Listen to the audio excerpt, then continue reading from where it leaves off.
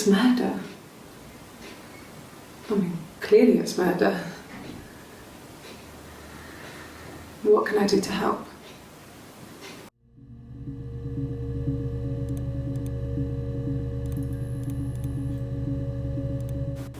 You think it's murder? I mean, clearly it's murder. What can I do to help?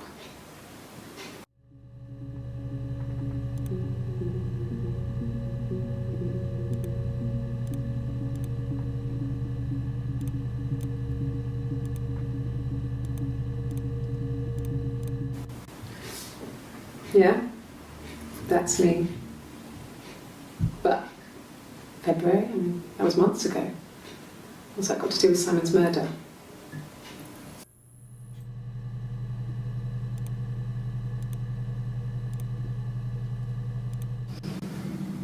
I didn't murder Simon. You've got it wrong. You've got the wrong person.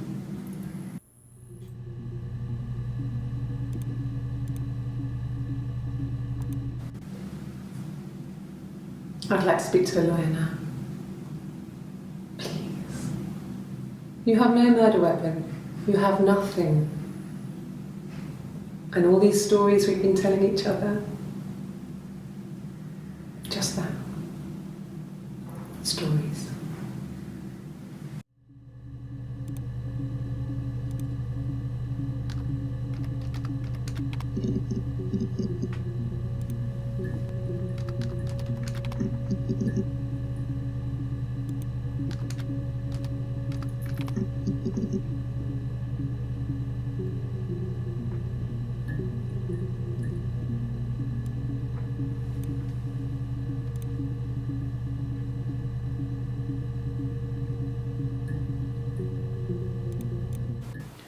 He wasn't present so much. It was one of those arguments that had been simmering for a while. The present was a mirror, a nice mirror. He'd engraved the glass, the kind of mirror a princess would have in a story. He made it specially for me. He wasn't present so much. It was one of those arguments that had been simmering for a while. He wasn't present so much. It was one of those arguments that had been simmering for a while. The present was a mirror, a nice mirror. He'd engraved the glass, the kind of mirror a princess would have in a story. He made it specially for me.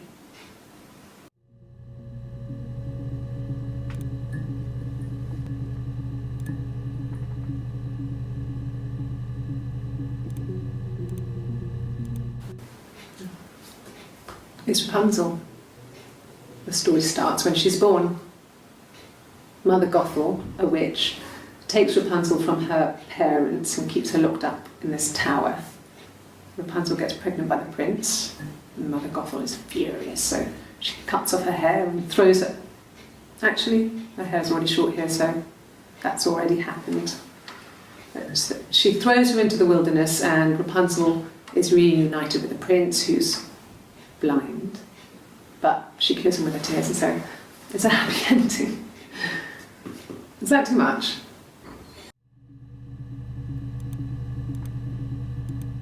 Yes, like a story. A beginning, a middle, and an end.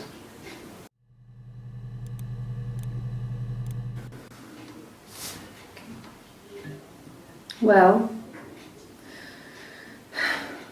she has a knife. She's been cooking, I guess. She's been cooking him his favourite meal. She's his wife. And he's asleep and she doesn't want to wake him because he's ill. That's why she's sad. Because he's ill and he might die. It's kind of a sad story, so I'm not sure how it ends.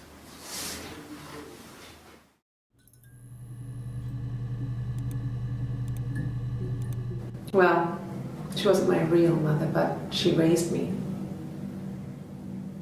Do you want to hear the story? It's a real life fairy tale.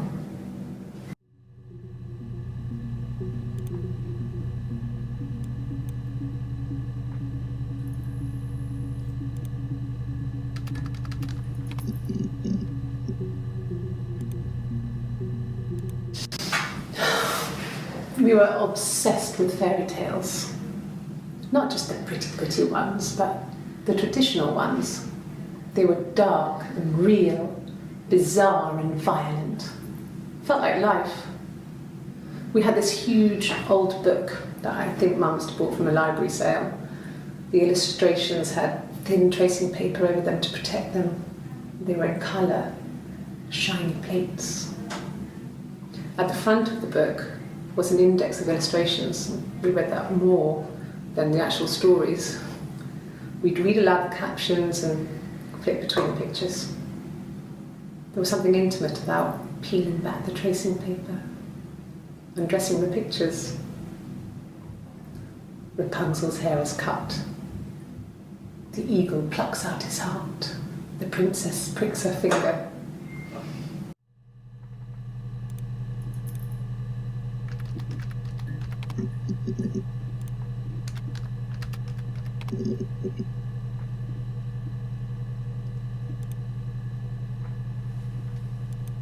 My name is Hannah, H-A-N-N-A-H.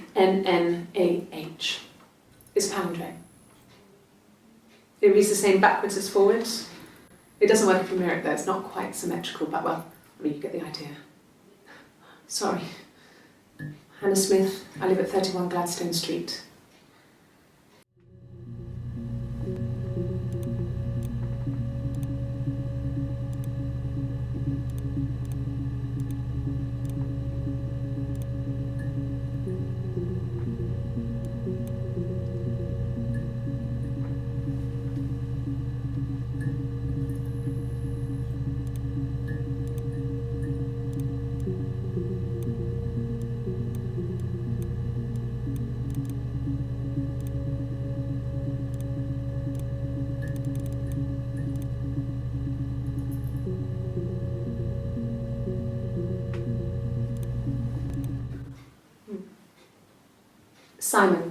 Simon Smith. He works at Ernst Brothers Glass. They do windows, all kinds of glass. Simon does the more special work, mirror making, feature windows, artistic things, really beautiful things.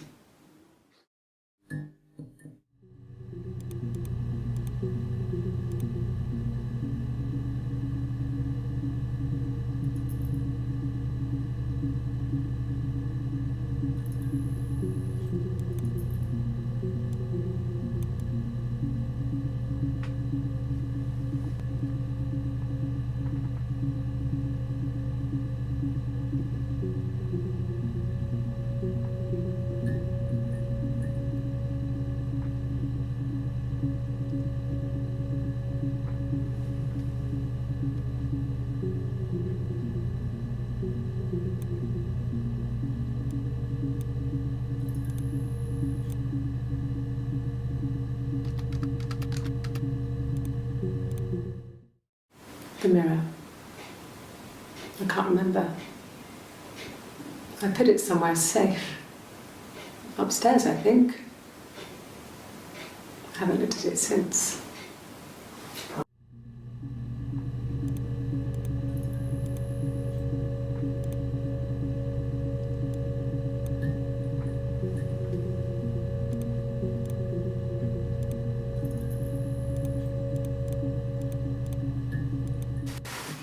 Silverleaf?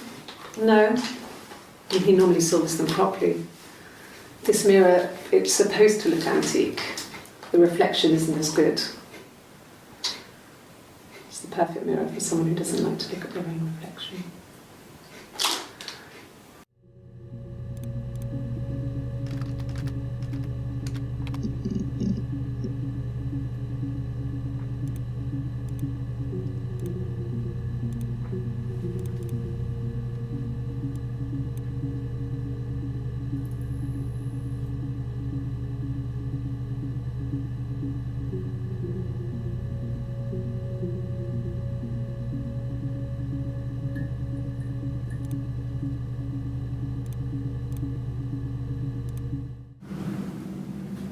Mother wanted me to grow my hair long, but I kept cutting it myself. I wanted to look like my reflection. She always had short hair when she was little. Mother would hide the scissors, but I would find a way. Cut it with a bread knife, something like that. My reflection would always leave her house and go on adventures, but I never could. Mother taught me at home, and I had books and TV. Oh, TV was magical, but it was only on when it wanted to be, so I spent a lot of time reading books.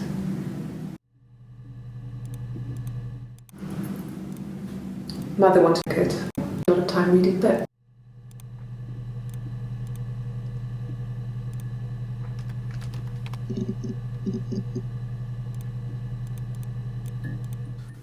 No, he doesn't have any tattoos.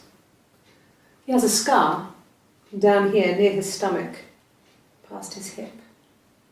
Cut himself with some glass. That was before, a long time ago. He looks just like the photo. He's not got his glasses on here though. He takes them off for the camera. But he needs them to see properly, you know. He has to read a newspaper or a menu in a restaurant. Not books so much, or watching TV. He likes TV.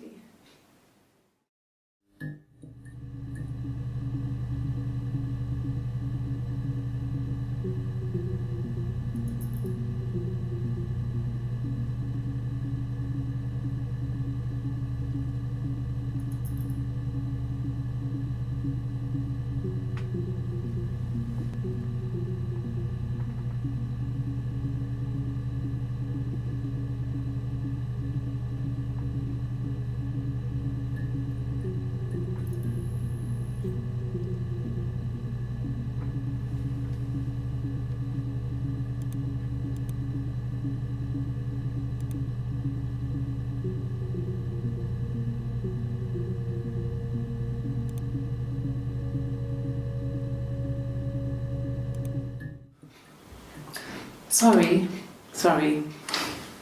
The picture, the way it's drawn, just reminded me of the books we used to read as children. I read those fairy tales over and over, and they were so real to me. Rapunzel was my favourite. My brain is just full of it. Are any of these in colour?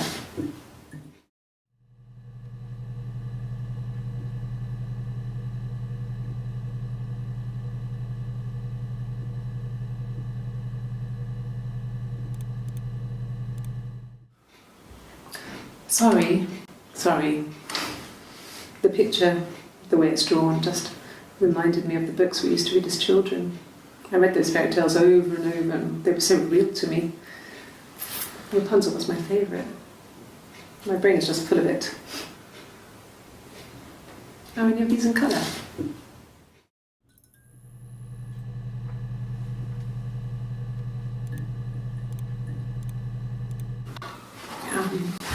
I hoover, I dust every week, maybe less.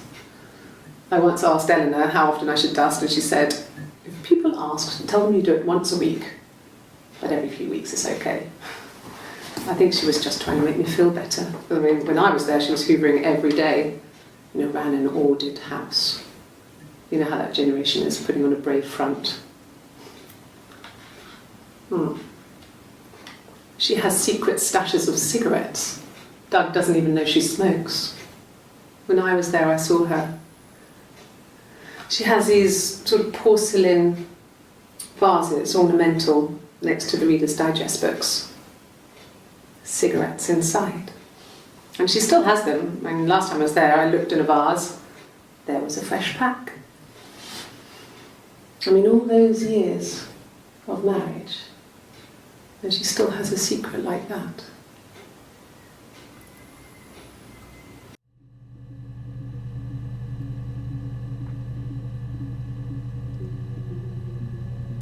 I hoover, I dust every week, maybe less.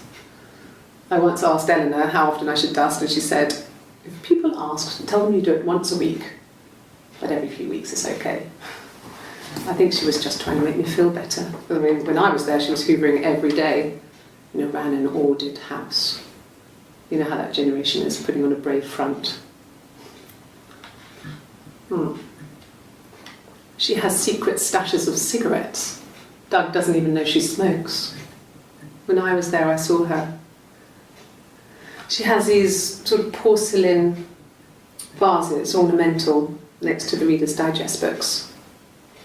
Cigarettes inside. And she still has them. I mean, last time I was there, I looked in a vase. There was a fresh pack. I mean, all those years of marriage, and she still has a... I hoover, I dust every week, maybe less. I once asked Eleanor how often I should dust, and she said, if people ask, tell them you do it once a week, but every few weeks is okay. I think she was just trying to make me feel better. I mean, when I was there, she was hoovering every day, ran an ordered house. You know how that generation is, putting on a brave front. She has secret stashes of cigarettes. Doug doesn't even know she smokes. When I was there, I saw her. She has these sort of porcelain vases, ornamental, next to the Reader's Digest books. Cigarettes inside. And she still has them. I mean, last time I was there, I looked in a vase. There was a fresh pack. I mean, all those years of marriage, and she still has a secret like that.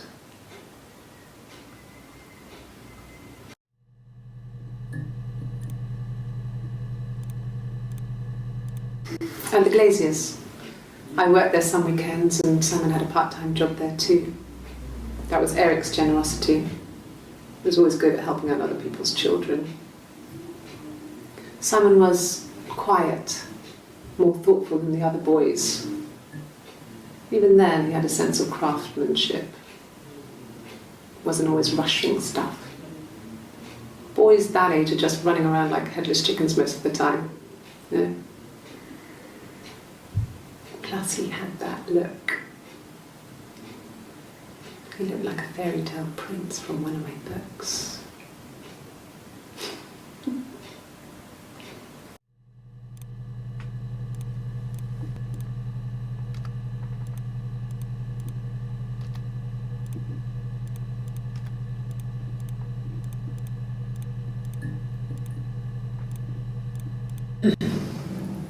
Yes.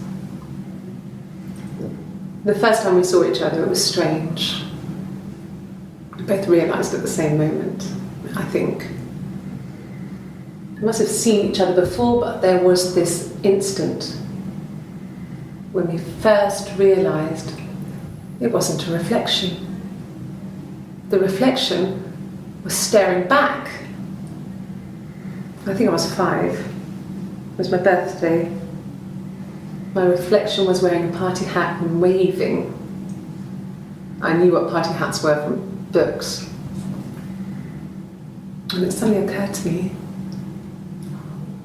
today must be my birthday. I waved back, and we just spent ages waving at each other and copying each other's movements.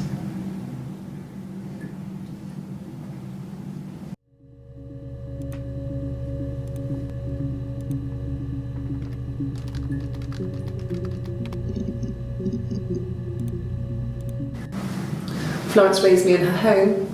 I never left it. She kept me out of sight. It wasn't odd for people to see a midwife with a baby, carrying in supplies, washing nappies, that sort of thing. I never knew any different. I grew up looking out of my window and seeing her across the road. I thought it was like a reflection in the mirror. She was me.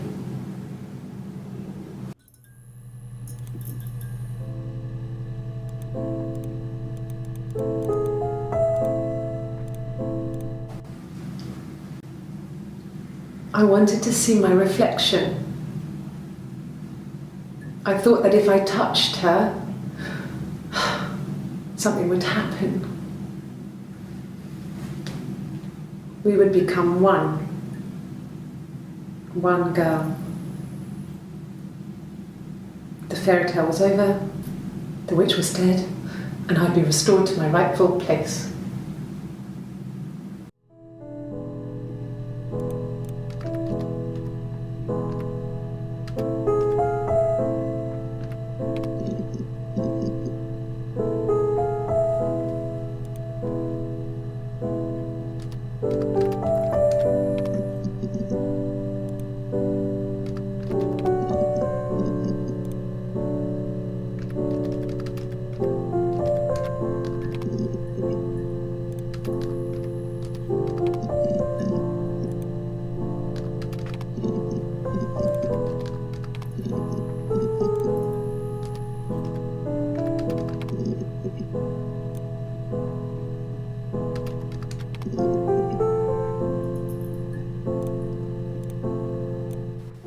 He was wearing a shirt, a blue turtleneck shirt and jeans.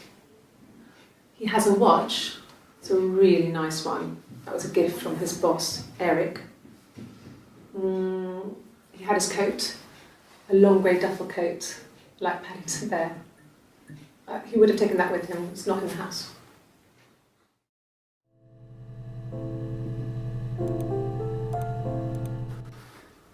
So, it was Friday evening, we had an argument, he left. On Saturday he didn't come back, I waited all day. He was supposed to go help Eric out with something on the Saturday afternoon, they had a job, he didn't show. So Eric was ringing on the phone. I checked at the Rock, that's our local. They said they'd seen him on the Friday night but not since. He still wasn't back this morning, it just isn't like him at all. Still not back by dinner time, it's getting dark again, so I decided to come see you. His parents haven't heard anything either.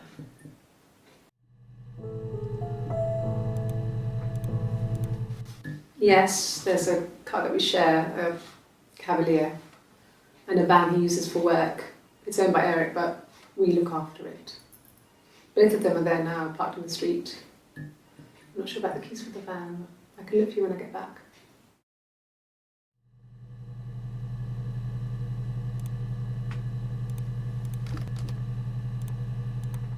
Yes, that would be in his wallet. It's a Visa, a silver one. He doesn't like to spend money he doesn't have, so he usually pays with cash, but Eric convinced him to get one.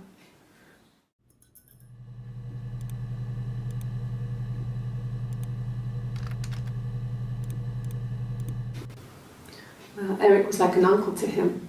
They were pretty close. They spend a lot of time with each other, especially when they have to go to conferences. Have you met his wife, Diane?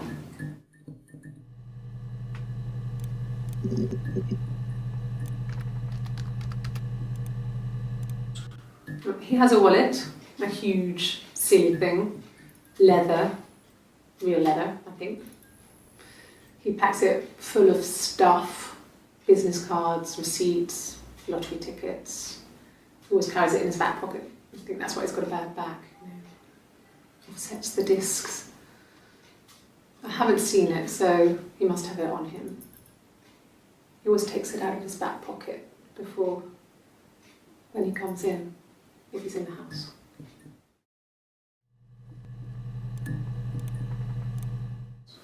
Did I pass? Sorry, I messed it up with all that Rapunzel stuff. Do you need me to do that card again?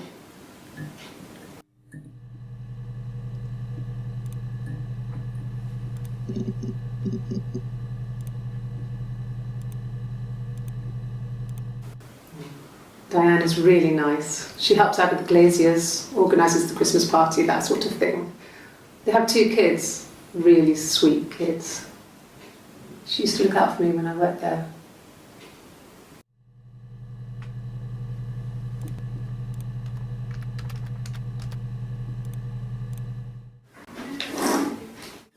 Yeah, that's Simon's watch. It was a gift from Eric. He got it this year. It was a wedding anniversary gift. Steel. It would have been Diane who chose it. She has really nice taste. That time, it must eliminate me. I was in Glasgow then.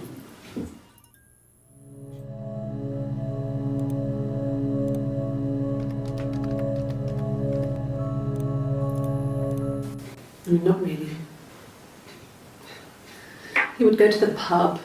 He had his drinking buddies there, but no one ever really came back to the house. Sometimes Eric, his boss, and his wife would come over for dinner. That would be us returning the favour. Diane is a really good cook, into her trendy ingredients. And the last time Simon cooked something off MasterChef, he got the recipe off Ceefax. And I did my Lloyd Grossman bit, commenting from the sidelines. I had to find fennel from the supermarket. Have you ever eaten fennel?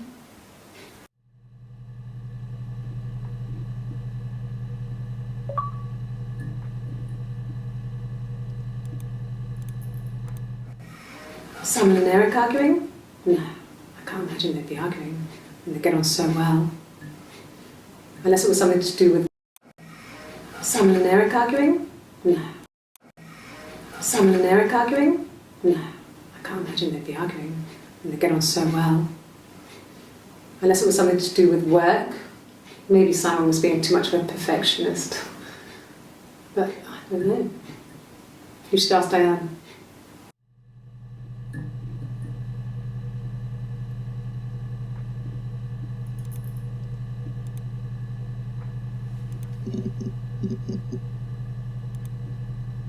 I got in the car and I drove. And just kept driving north. Just kept going, just wanted to get as far away as I could. When I finally stopped, I was all the way up in Glasgow. I was so tired. I just had to sleep. I got in the car and I drove. And just kept driving north. Just kept going, just wanted to get as far away as I could. When I finally stopped, I was all the way up in Glasgow. I was so tired. I just had to sleep.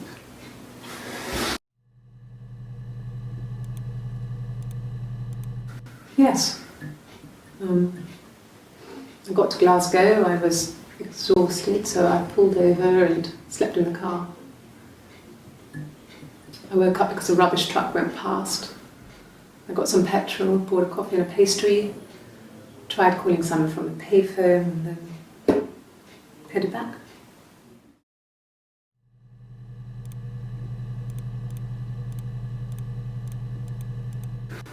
No, I don't think so. Glasgow was deserted that early in the morning.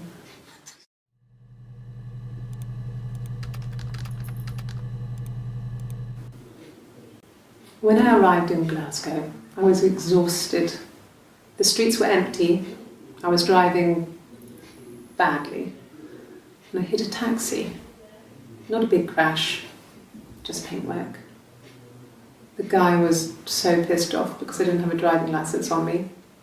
But when I told him I was pregnant, he made sure I got to the hospital so they could check me out.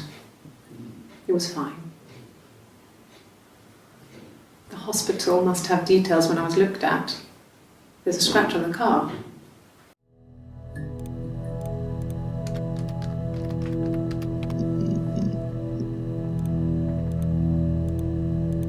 Ask the hospital.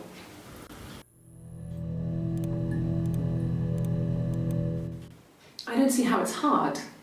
We've established I was in Glasgow when he was killed. You've spoken with the hospital.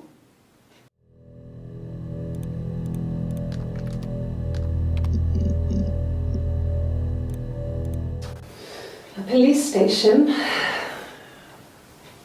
Yeah. When I was young, we ran away on my birthday. Bob Dylan was playing in London and we thought we could break into his tour bus and have him take us with him. The taxi driver we paid to drop us off. I mean, we'd saved money, pinched a bit here and there to pay for the fare. He was suspicious because we were so young, so he told the police. So they came and picked us up and took me back to Portsmouth. My mum picked me up from the station. But I blamed everything on my friend Eve, so my parents let me off.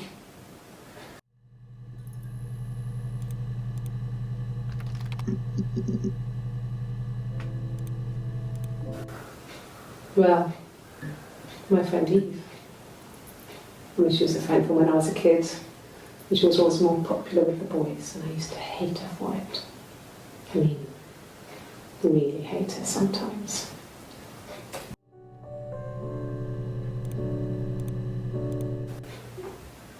Yes, we'd fight. We fought on the beach once, and I held Eve's head underwater. There was no one else around. It was at the far end of the beach, and I held her head under, and I kept it under. And for a moment, I just wanted to kill her and watch her drown.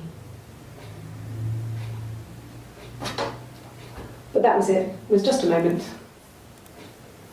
We made up afterwards. It was a love-hate relationship.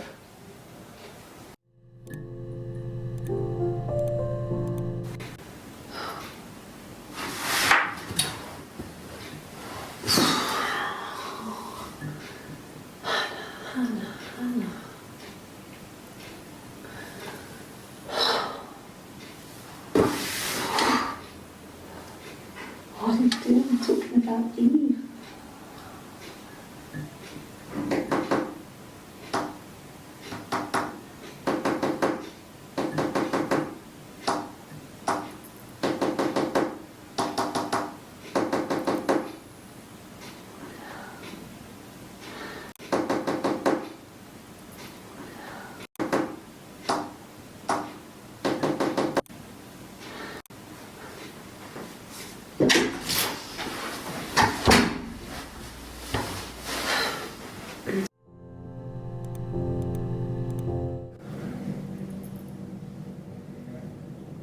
My mother called me Eve.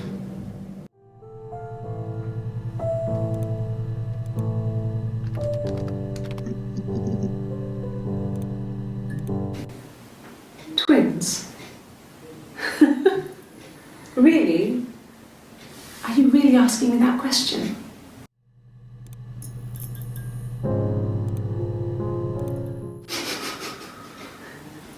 Are you out of your mind? Twins?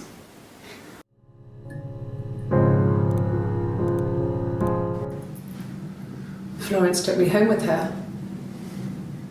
Mother hadn't been expecting twins and had a healthy baby. I guess she was just happy for Florence to clean up. Take away the evidence that this was anything but a happy occasion. There were always princes and princesses. They were the special people, more important than the other characters in their stories. We knew we were like that. Twins. Magical. We were the princesses. We had a poster of Princess Diana from the newspaper up in our attic. Had pride of place. And underneath we used to put all our special things. When her engagement was announced, we were obsessed with everything she did. And later, when her life went so bad, we felt for her. Her divorce last year just kind of drew a line under things.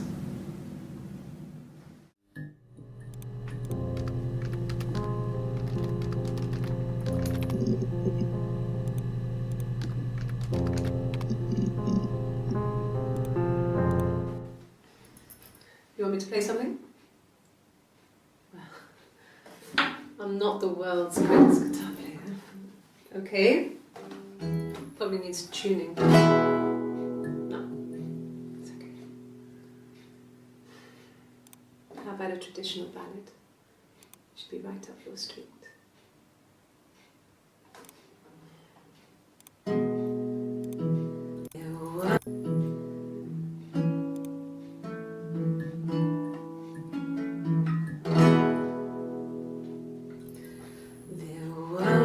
two sisters came walking by the sea.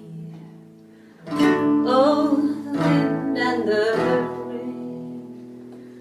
The eldest one pushed the other one in. Oh, the dreadful wind and rain. See, they both had a love for the captain's son. Oh, the wind and the rain. But he only cared for the youngest one. Oh, the dreadful wind and rain. Oh, the eldest envied her sister fair. Oh, the wind and the rain. With a pretty little face and a long blonde hair. Oh, the dreadful wind and rain. So she pushed her in and held her down. Oh, the wind and the rain. Watched her as she slowly drowned. Oh, the dreadful wind and rain. Oh, she floated up and she floated down. Oh, the wind and the rain. Floated till a ship came by. Oh, the dreadful wind and rain. Out comes the captain's son. Oh, the wind and the rain. Father dear, here swims and swans. Oh, the dreadful wind and rain. And then it gets really weird, so I think that's a good place to stop.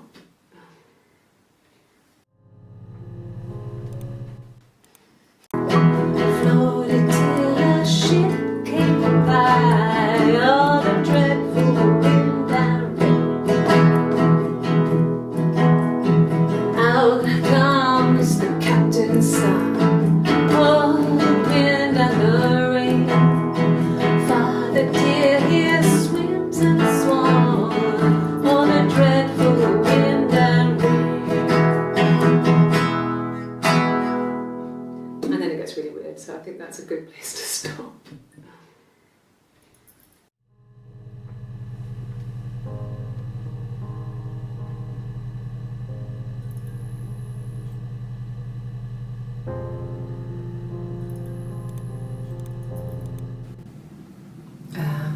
When she went home, Simon had a birthday tea waiting. Afterwards, she told Simon about me, told him I was pregnant. She wanted me to move in with them, this sister he didn't know she had. She knew that instant. The look on his face. She knew.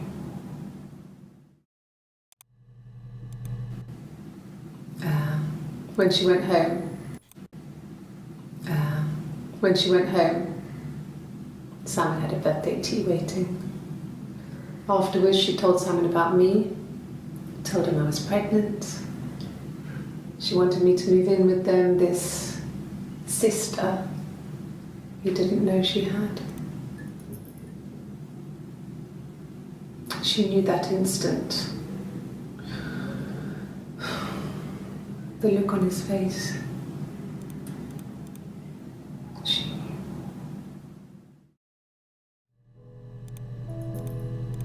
She sent him out the house, kicked him out, called me up, crying, and I went round. I guess I had a feeling I could hear something was wrong in her voice, but I wasn't sure what it was. She called me sister on the phone. She never calls me that.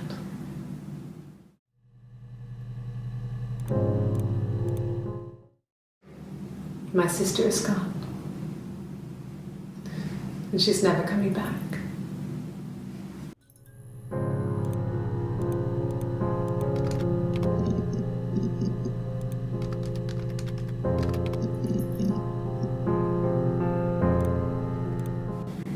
Yes, my name is Hannah Smith. Oh, shit. Sorry.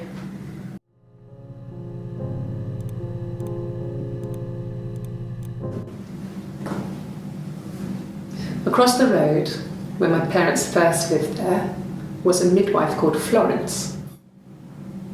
When Hannah was born, I was born at the same time. When Hannah was born, I was born at the same time. The midwife was there to help.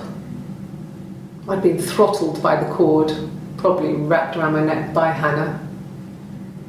The midwife told my mother I was dead, but I wasn't. She wrote all this stuff in a diary. Amazing what people will admit to on paper.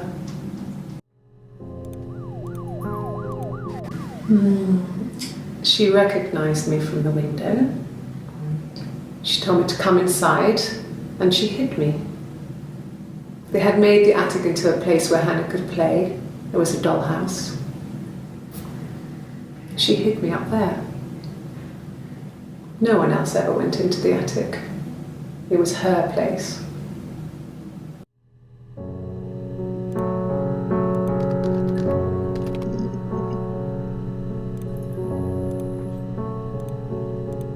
Yes, I inherited it from my parents, so it made sense to move back, me and Simon.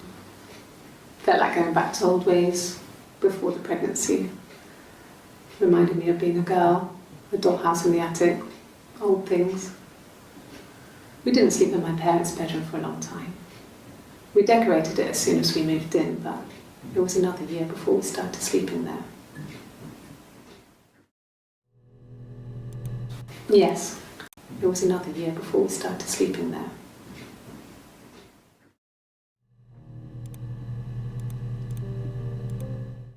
Yes, I read a lot as a child and watched lots of TV. Then the doll's house we had, we still have in the attic. It's kind of a fairy castle. We used to play up there and make up our own stories.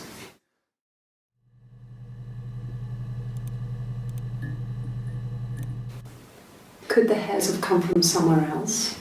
I mean, could they... We have a lot of dolls in the attic. There's a Rapunzel doll with long blonde hair. Could they have come from there?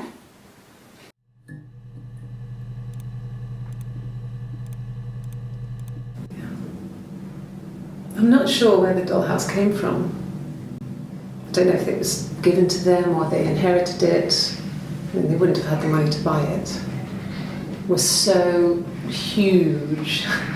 It must have been taken up to the attic in parts and then reassembled up there. It's a beautiful thing. Wallpaper to scale, little furniture, the lights work, mirrors, beds, big duvets and pillows. We spent hours and hours playing in it, invented all these characters and families who lived there. We wrote paperwork for them all, passports, diaries, and gave them all really elaborate stories. Once, a moth got trapped in there. We'd left a light on. It was making the most horrendous noise. We tried to kill it, but it was tough. We ended up crushing it under a copy of the Arabian Nights.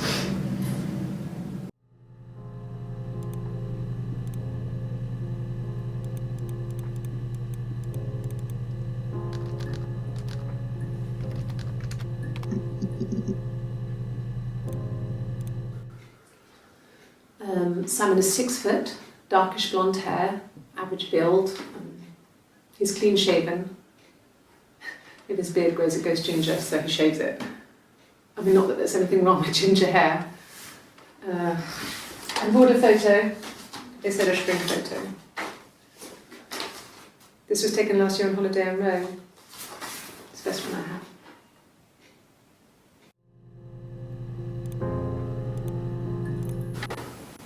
What kind of hairs?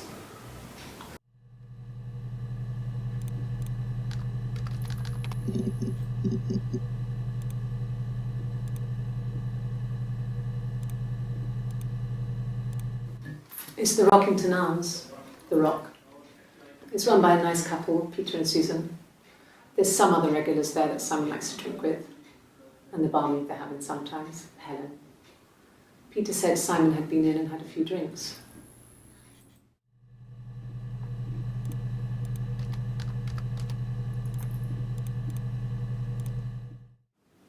Yes, there's an Amstrad one. No one uses it for very much. There's a printer so you can write letters on it. Simon sometimes plays games, you know, climb the tower, save the princess, that kind of thing.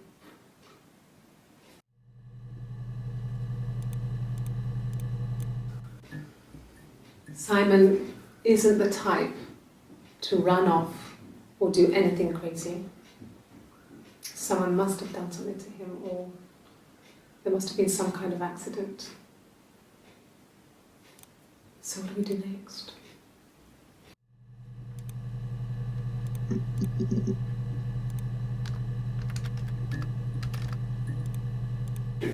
Oh God, I don't know. I mean, I guess the Rock. You've spoken to everyone there. Someone must have seen where he went. I don't know. So many things could have gone wrong.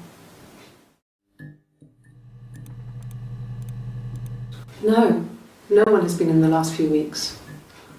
We had a plumber come in 3-4 weeks ago. Someone Simon knew from the Rock.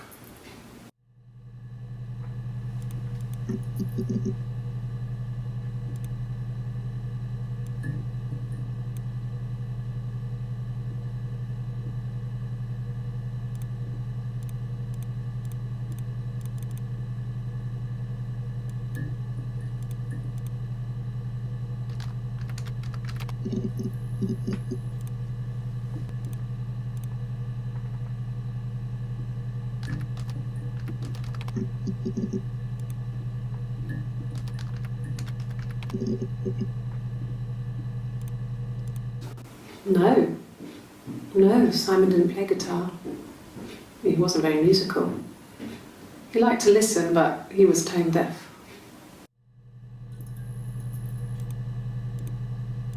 Yes. Yeah, it's my guitar.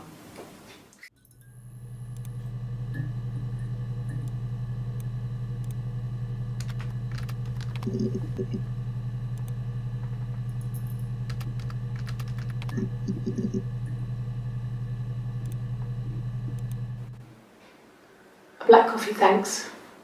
No sugar. I'm sweet enough as it is.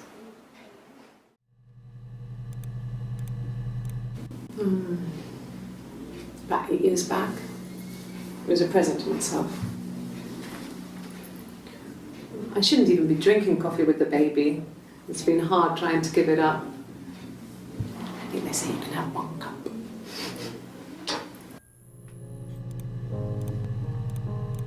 No.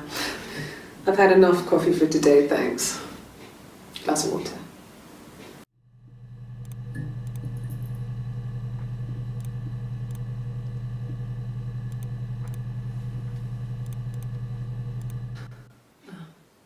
Coffee, I guess. Milk and sugar.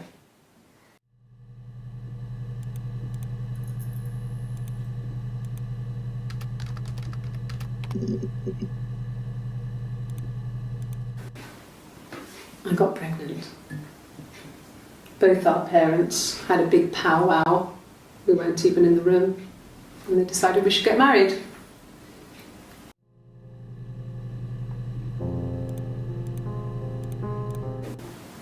Yes, I'm fine. I won't be sick again. This happens some days. I'm pregnant. It's morning sickness.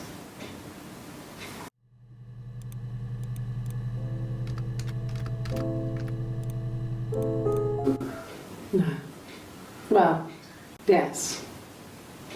You found out on my birthday. I told him I was pregnant.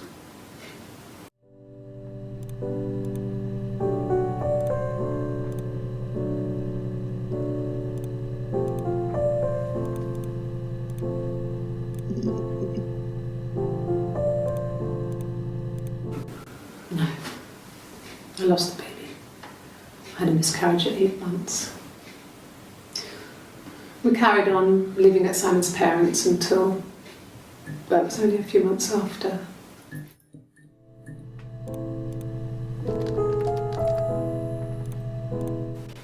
Then my parents died.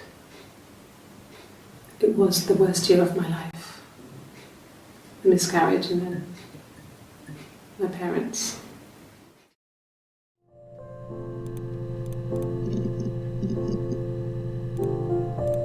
Bruise? Oh yeah, no, it's nothing. I was going through the top cupboard in my kitchen and the chair slipped and I kind of hit the door with my face. I mean, it hurt like hell.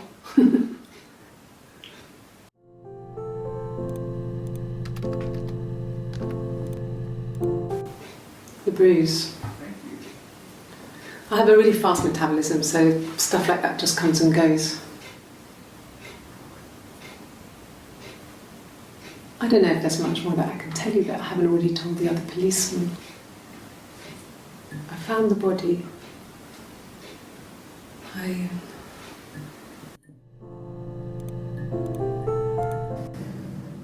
If one of us got hurt, the other one would have to be hurt too. A grazed knee, a bruise. When I lost my tooth first, we had to pull out Hannah's to match. Once, I slept with a boy who was seeing another girl. The girlfriend came up to Hannah the next day and punched her in the face, gave her a huge black eye. That night, she had to do the same to me. But she almost went too far. I couldn't see out of that eye for days. But she snuck a frozen piece up for me from the kitchen. So much of our bodies was synchronised anyway. We started our period on the same day, all our childhood diseases, stomach bugs, nits.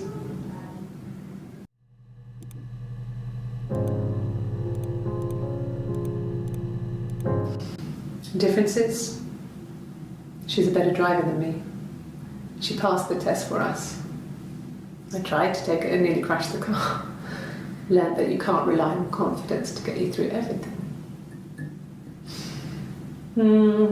She is the shy one. She was especially shy around boys. If Hannah liked a boy, I would. She is the shy one.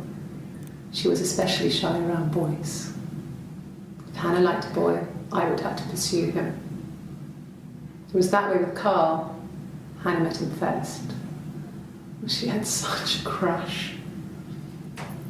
I let him take my virginity after a night that his band had played at. It got difficult. When I was with Carl, we would have sex, but Hannah couldn't let him see she was a virgin. She had lots of excuses. After a while, we decided that I should take Hannah's virginity. It's not that different to a bruise, pulling a tooth, a graze. We used a hairbrush. After that, we took it in turns, though. I was always the one who seduced the boys. Until Simon. This was about 9. I went round and she was waiting for me. She was furious and so angry, the kind of anger you can only have towards yourself. We screamed at each other, argued, cried, we fought. I hit her back, left a bruise. I had my wig on from performing, she tore it off. Eventually, we grew tired of fighting and I left.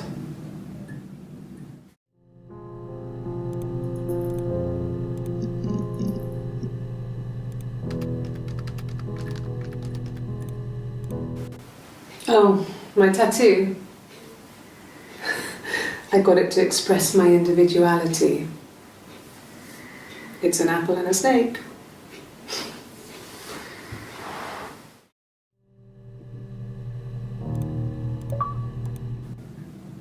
So I moved out. Got a small bed sit. Got my tattoo to mark the occasion. I was singing in a bar in the evenings, so I had some money, enough money to cover my rent. And I've been doing something similar ever since. I haven't put down any roots. I don't exist.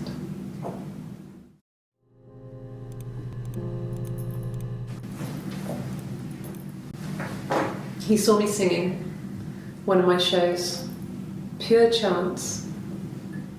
Not sure I remember what he was even doing there.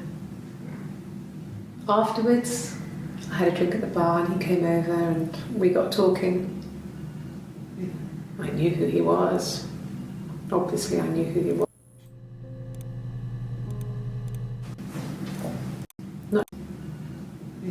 I knew who he was. Obviously, I knew who he was. But he didn't know who I was. He was fascinated by the likeness. He guessed my name from my tattoo. Told me it was a palindrome, like that would impress me. I enjoyed talking to him.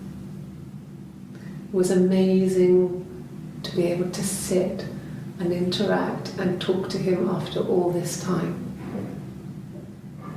He didn't tell me he was married. I'm not sure what he was thinking. He later told me it was like he was dreaming. A waking dream.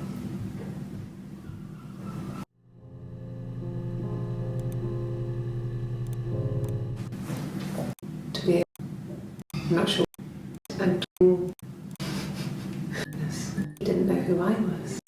Bar and he came over and we got talking. He was like he was dreaming.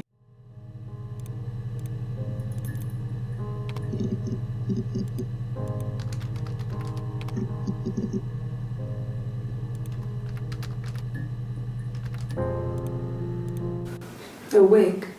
You mean? But what type of wig?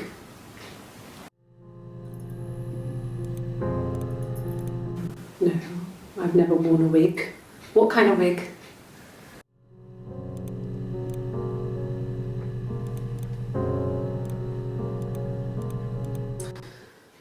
This other person doesn't exist.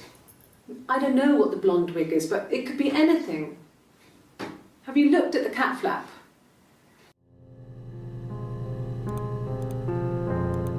No. The parents decided there would be a wedding. And after the wedding, Hannah moved in with his parents.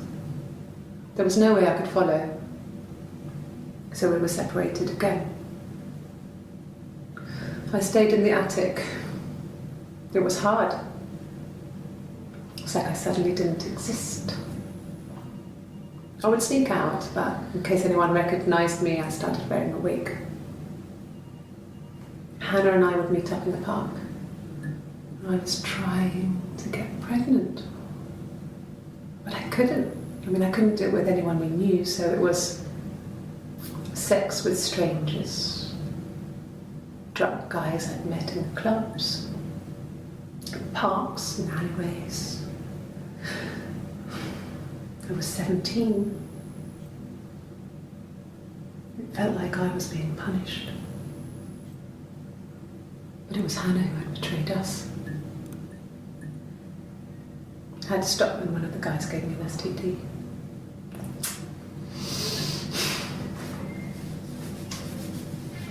When we met up, it was disturbing. For the first time, my reflection, she didn't look like me. She was fatter, flushed. If anything, I was getting skinnier. I found it hard to look sometimes. We talked about what to do. Was it time to become our own people? That seemed like the right thing to do, but neither of us wanted it. We agreed that her and Simon would get their own place as soon as possible, and then I could move in. And that was the plan.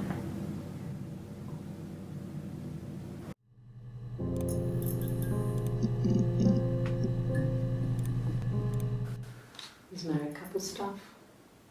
A stupid argument, nothing specific. No one knows how to push your buttons better than those you're close to.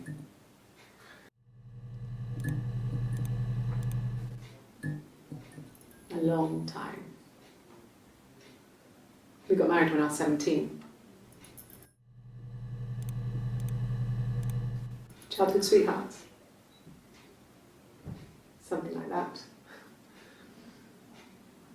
Are you married, detective?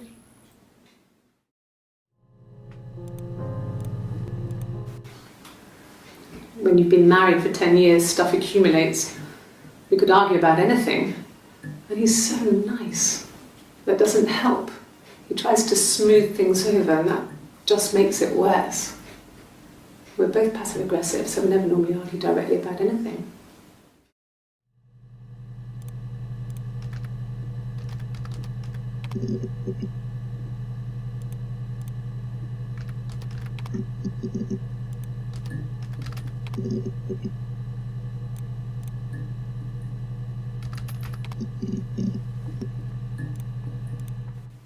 And what did your wife do?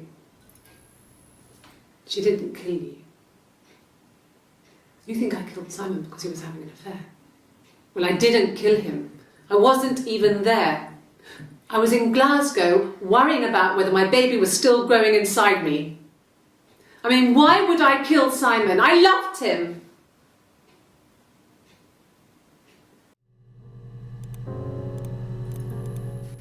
I mean, what if they were crazy? You hear about these crazy people all the time. I mean, why would anyone who knew Simon want to kill him?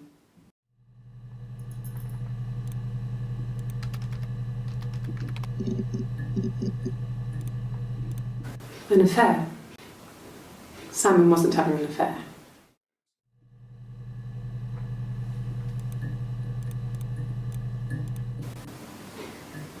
You're reaching here, and I don't know why. No, I've never cheated on anyone.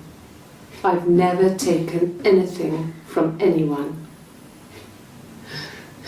Simon is dead.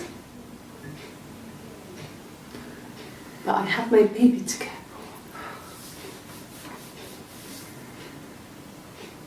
for. Why are you trying to make me sad?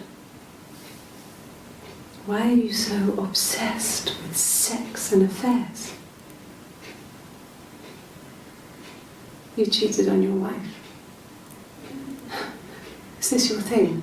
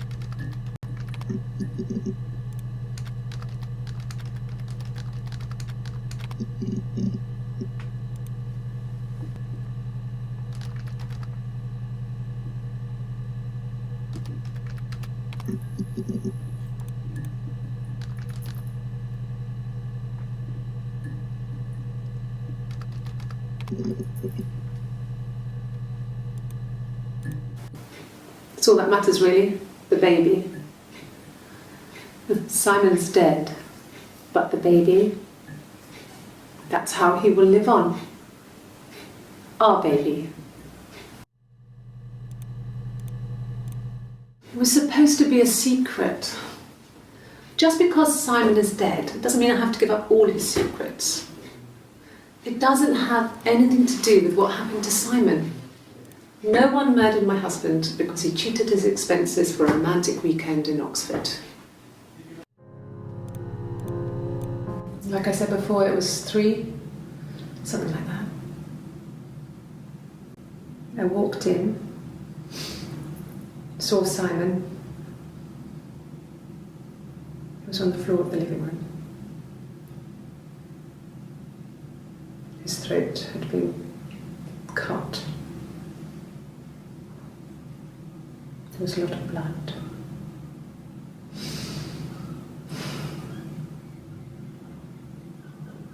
Yeah, he was dead.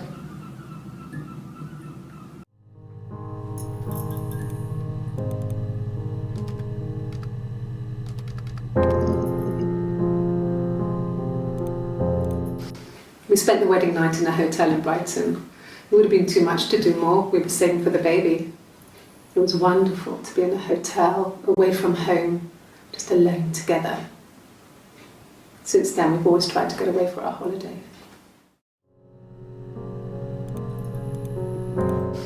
We spent the wedding. It would have been too much to do more. To be in a hotel, away from there. Since then, we've always tried to get away for our holiday. We couldn't afford our own place. Simon dropped out of school, went full-time at the Glaziers. That was Eric's generosity. We moved in with his mum and dad. They had a spare room for us and the baby, if it came. It was a nice change, time to myself, living there for those months, full of hope.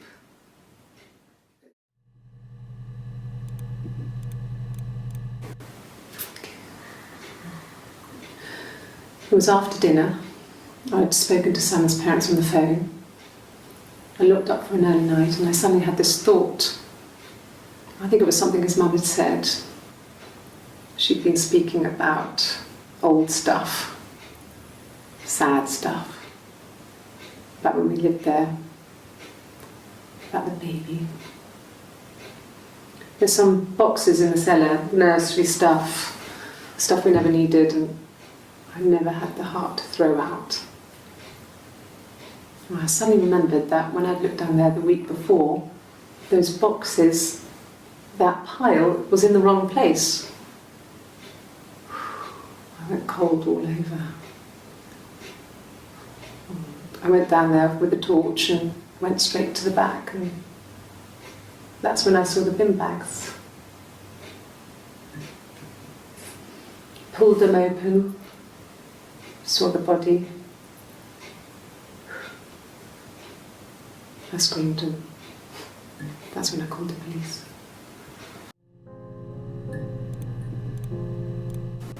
Yes. It was a shock to him. I mean, we never thought it was possible. I don't know what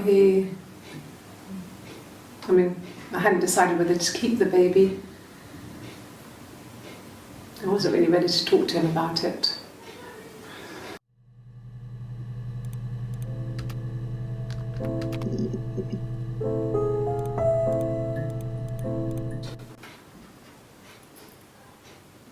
His body didn't look real. And his throat. It looked like his throat had been cut.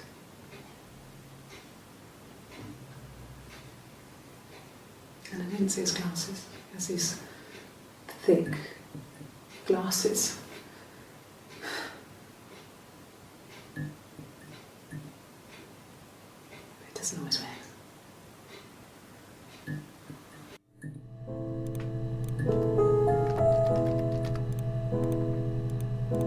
Really? Okay. Here's the rest. Oh, they laid a body on the dock tonight. Oh, the wind and the rain, till a fiddler with a fiddle came walking by. Oh, the dreadful wind and rain. And he made a fiddle bow of her long hair. Oh, the wind and the rain. Yes, he made a fiddle bow of her long blonde hair. Oh, the dreadful wind and rain. And he made fiddle pegs of her finger bows. Oh, the wind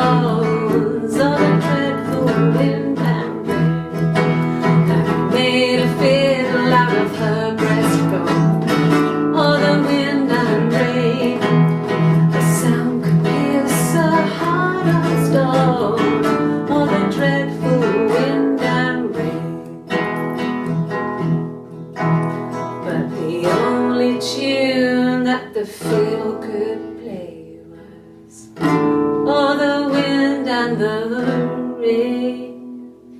Yes, the only tune that the fiddle could play was could play wind and rain.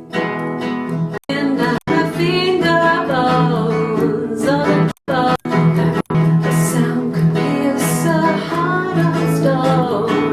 Oh, the dreadful wind and rain. But the only tune that the fiddle could play was "Oh, the wind and the rain."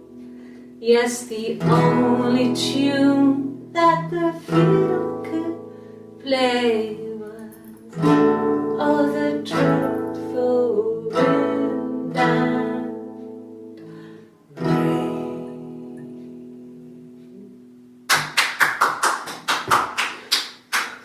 Anything you sing may be used as evidence against you.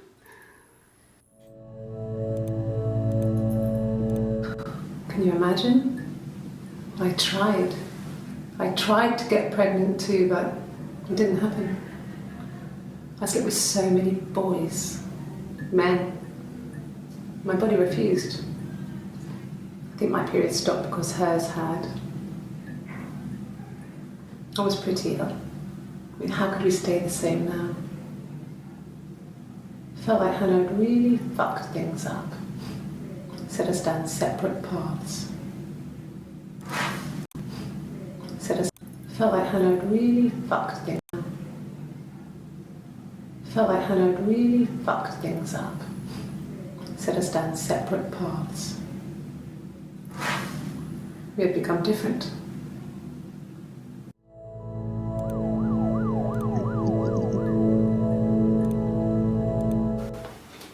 Well, on his clothes, that would make sense. He made it by hand. I mean, he brushes the silver onto the glass. It's not how they make mirrors these days. I mean, he made the mirror and he gave it to me.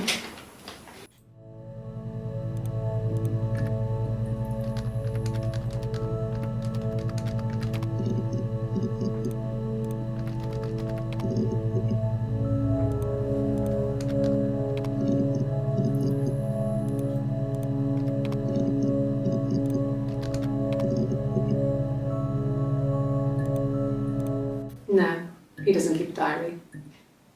That's my thing.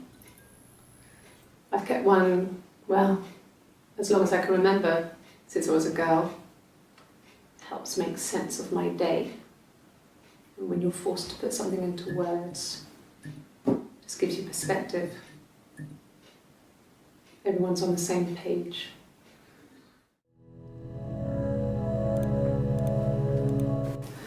No, he was as shy as me.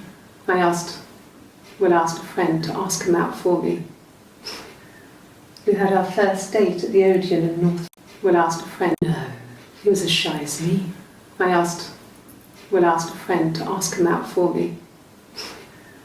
We had our first date at the Odeon in North End. We went to see Risky Business. I had on my one best dress. Simon paid. He bought me a Whisper, and I was worried about getting chocolate on my teeth.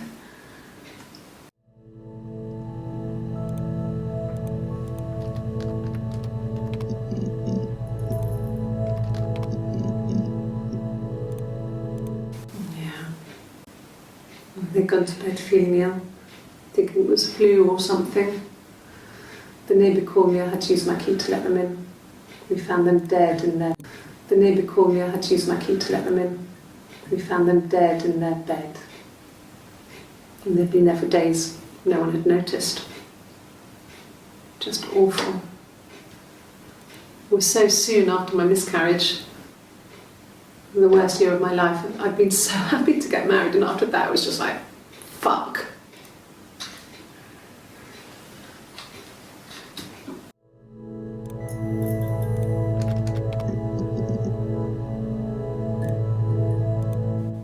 Rehearsed?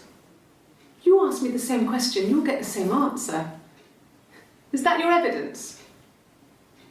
Of Of course I thought about what happened then. It's all I've thought about. My husband is dead. I thought about what happened then. It's all I've thought.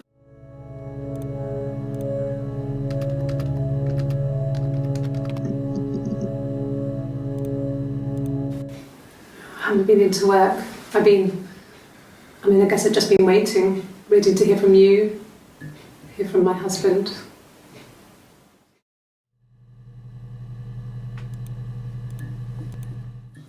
When you suspect someone of murdering their husband.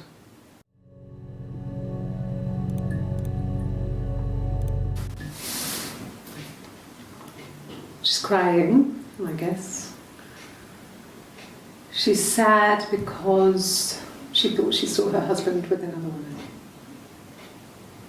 But it's okay, because she finds out it wasn't her husband, it was his brother.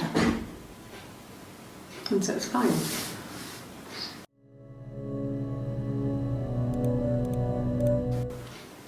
I thought it made me sound suspicious. It's not a normal thing to do, to drive to the other end of the country. I wanted to keep it simple. I know it was stupid not to tell you everything. Saying I spent the night in Glasgow when my husband went missing, I thought it would, distract you from what in Glasgow when my husband went missing. Saying I spent the night in Glasgow when my husband went missing, I thought it would, distract you from what was important. It's different now. Now I thought it made me sound suspicious. It's not a normal thing to do, to drive to the other end of the country. I wanted to keep it simple. I know it was stupid not to tell you everything. Saying I spent the night in Glasgow when my husband went missing, I thought it would, distract you from what was important. It's different now. Now he's...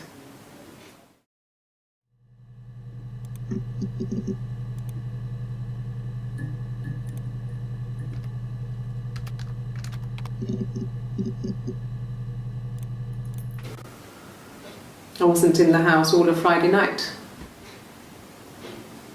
After the argument, after Simon left, I left too.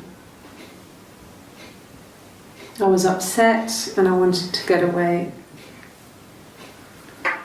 So I took the car.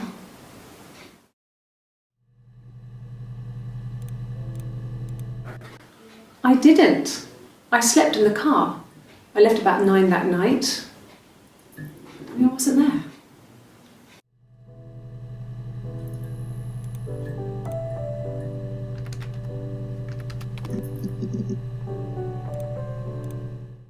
No. I think he spoke to Helen. She said he was upset about her argument, but I'm not sure what else he said. He likes Helen. He likes blondes.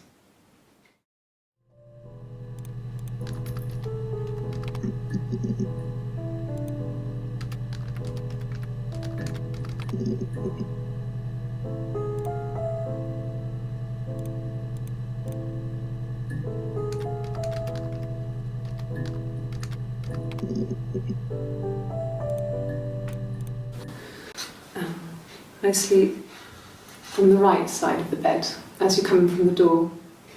You can tell because I have 2 pillows and he just has 1.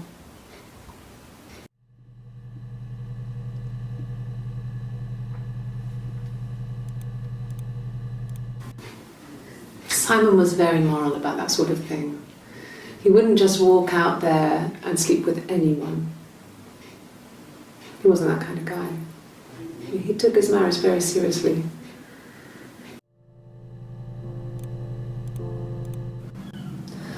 Hannah was so smitten with Simon.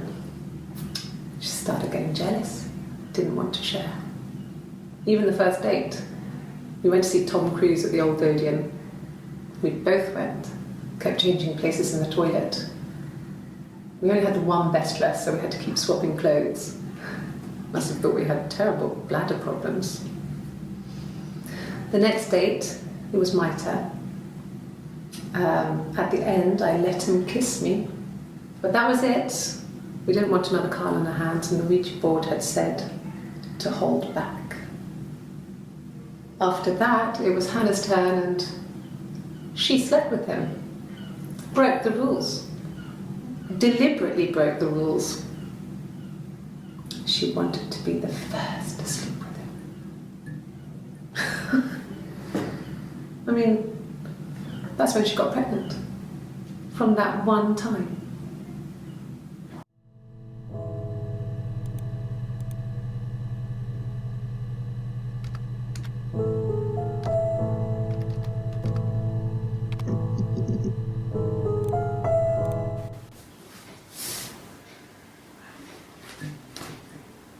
Okay, she's being chased. They're trying to catch her because she did something bad. I guess she broke the rules. Or maybe they think she did something bad. Maybe it wasn't her fault. She looks scared, but not guilty. Maybe it was mistaken identity. Did they catch her there? I don't know.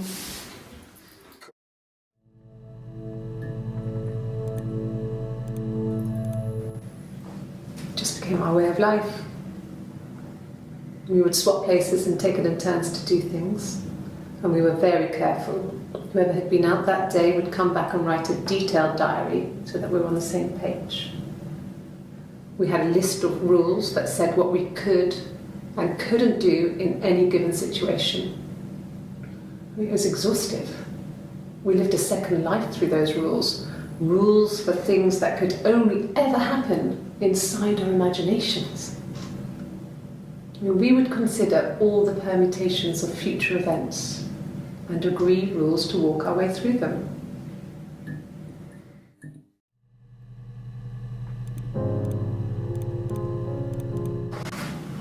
It lasted about 6 months.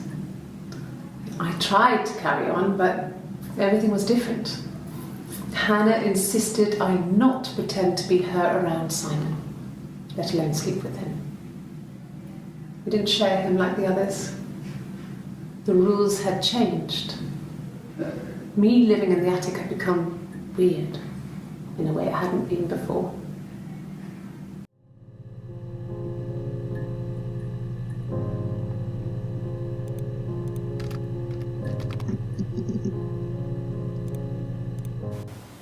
Okay, sounds weird. I'm not great at making up stories.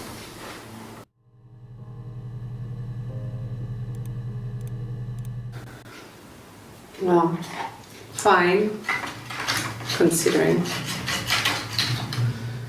I got back into the house today, and that was weird, knowing your people had been there through my things. It's like I'd been burgled. I mean, worse, obviously. I don't know. I haven't looked in the cellar yet. They sent a cleaner in. As good as new, he said. But they had to throw some stuff out. Couldn't get the blood out. And I'm still waiting to hear from the coroner so we can get a date set for the funeral. It's going to be a cremation. So,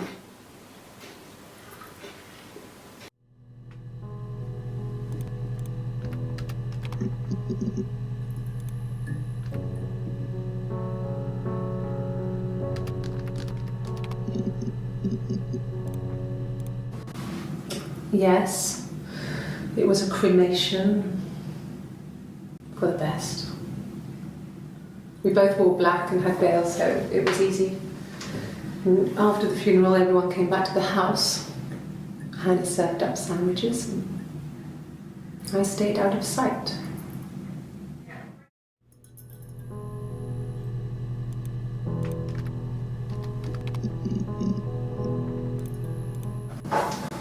When beautiful people died, we always felt like it was a sign.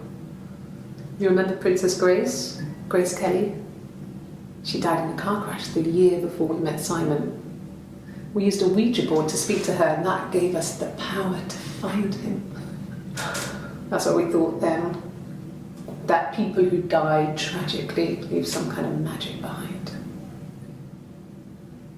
We used to share dreams.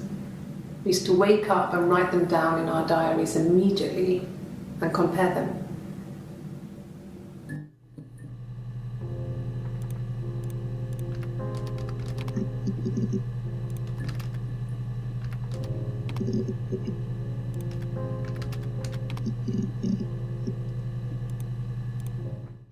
Okay?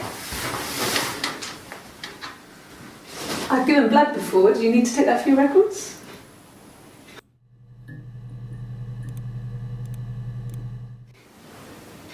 Nothing like this has ever happened to me before. The blood.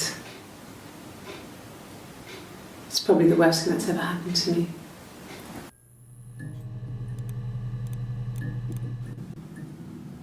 She was sat behind him. She had my wig on. And she'd been there all day.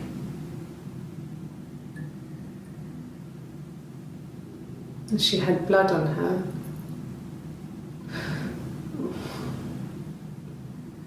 And she was in shock.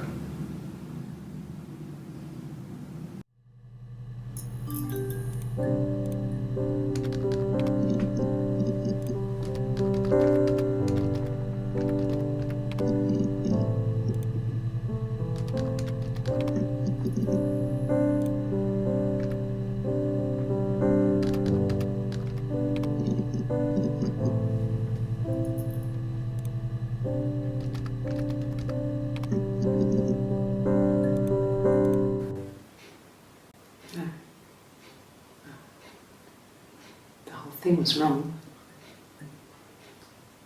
The bags, I think they were from our kitchen. You can probably check that. We never go into the cellar. It's just a place we put things we don't need. Dad used to grow mushrooms there. The bags were taped up. I think it was parcel tape, but I think it was ours.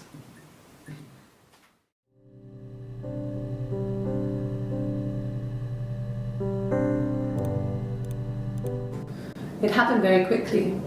We hardly had to talk to each other. We agreed almost silently. The baby was what mattered. We'd help each other. We cleaned up. We bagged up the broken mirror, her clothes. They're gone. We took him down to the cellar. We had an alibi, and we wanted the body to be found later. We wanted to have suspicion on us so we could then disprove it rather than have it linger. Better to keep the body in the house than risk being seen with it. The watch, that was my touch to make sure the alibi stuck.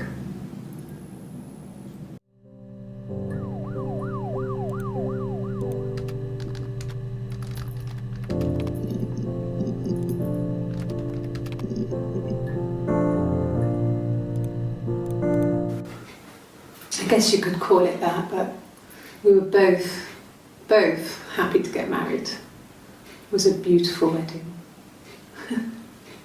We had our first dance to Come Back and Stay. I'm not sure if that's a good wedding song, but I loved it. I chose it. I mean, it was genuinely our first dance. We'd never danced together before. It was probably awful to watch, but I enjoyed it. It felt like it was just me and Simon for that moment. Just the two of us.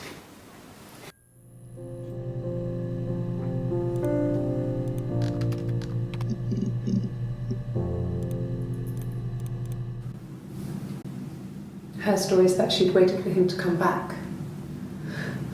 She put on my wig, some of my clothes, pretended to be me. They talked. She'd enjoyed being me. He said he wanted to be with me.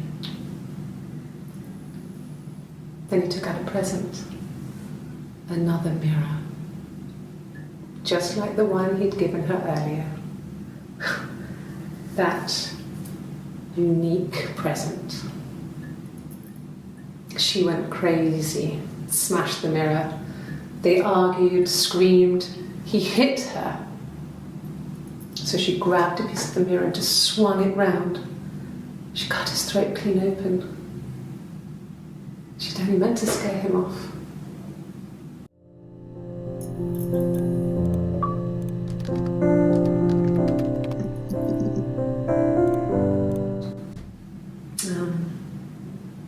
When I was 8, Mother died. She slipped down the stairs. It was an accident. I had read a diary at that point and I knew she wasn't my real mother. So I burned the diary that day and I left. Walked out and across the street.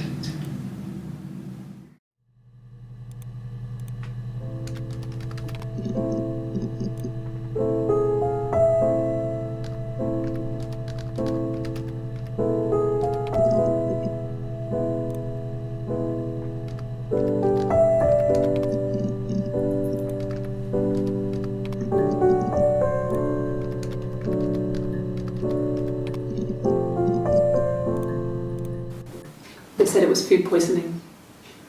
There was something in the food they ate. My dad liked to pick mushrooms, grow them too.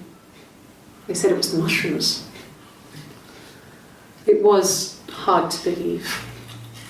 Death caps. They have a skirt around the cap. My dad taught me that. But, the police had no reason to think it was suspicious. They lived alone and no one had any reason to hurt them.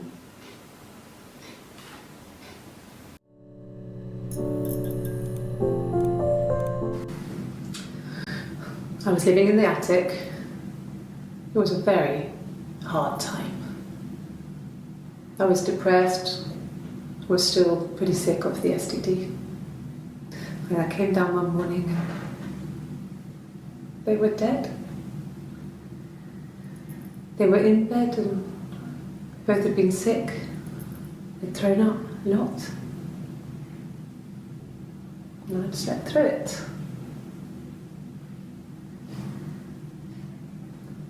The police said it was the mushrooms they ate. Dad was a mushroom expert. He used to take us picking with him and he taught us how to recognise them. There's no way you would have picked death caps.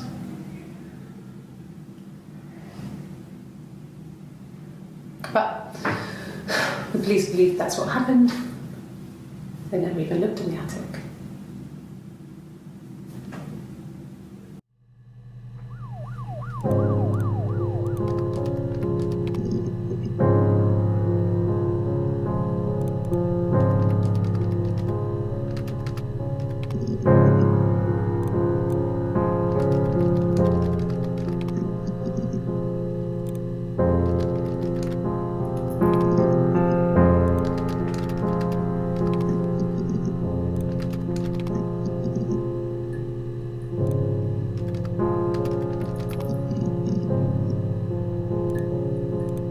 Mobile phone?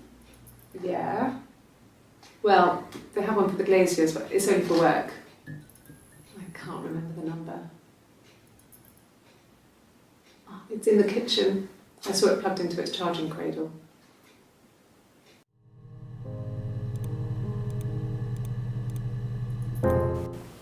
Okay.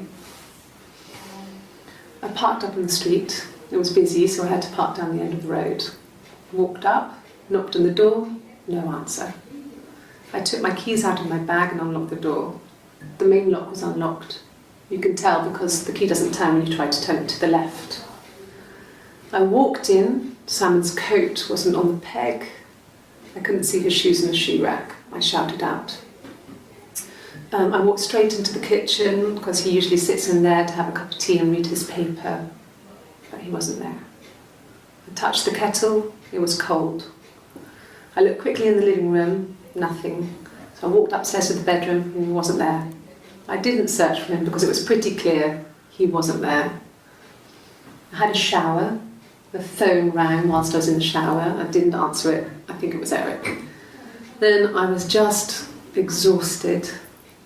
So I lay down on the bed and I fell asleep, though I didn't mean to.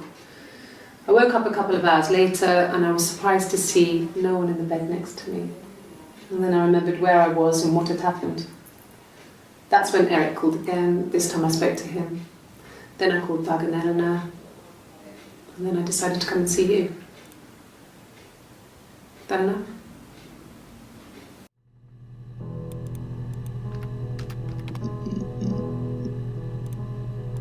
Yeah. I've been round to Doug and Eleanor's and they're very worried.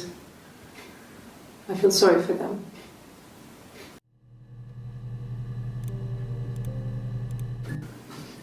I got a job to contribute, you know. Doug knew someone and I got a job as a dinner lady at the primary school. They said it didn't matter if I could cook or not, just don't poison the kids. So you see, it's always been complicated between me and Simon. It's never just been the two of us, there's always been pressure.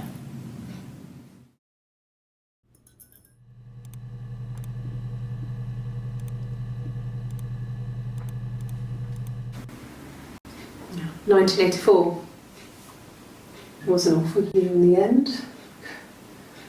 We were living at Doug and Eleanor's. I lost the baby at the end of spring and my parents died in the summer.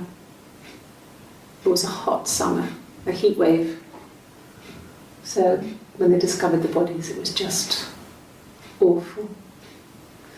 Because of the circumstances, them dying together like that, they brought in a lot of police. A forensic entomologist. I had to look that up.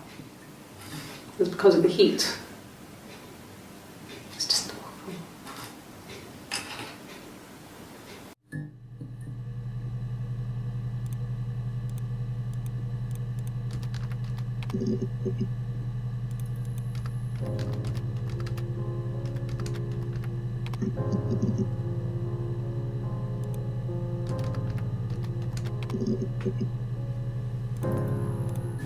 At the time they said it was poison, food poisoning.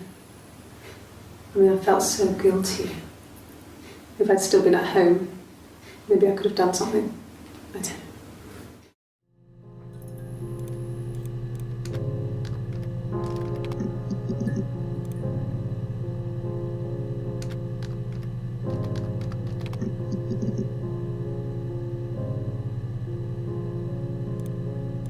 Yes.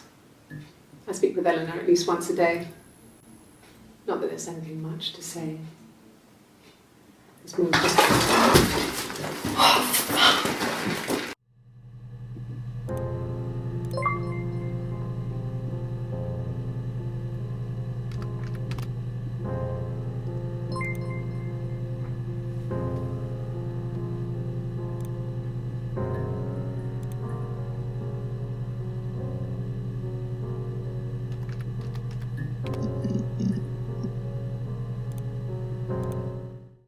Yeah, I had to let myself in. The door locks if it swings too. Yes, I always pull it shut and then lock the bigger lock with the key.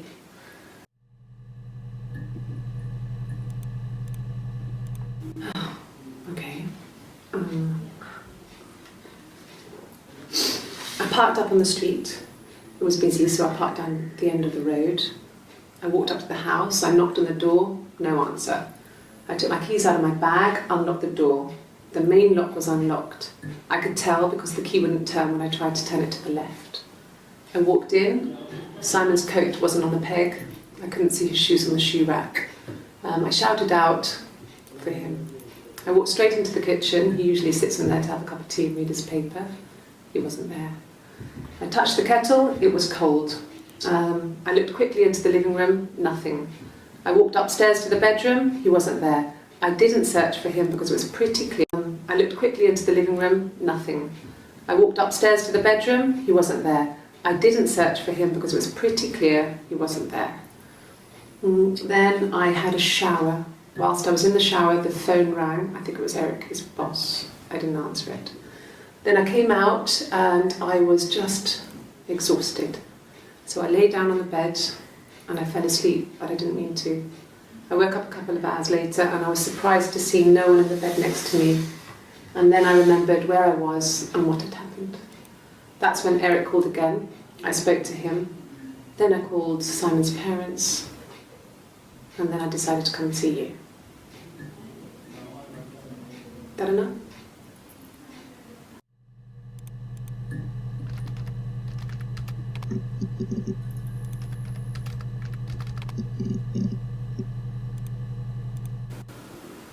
I did. Well, we met when we were 17, both working at the Glaziers.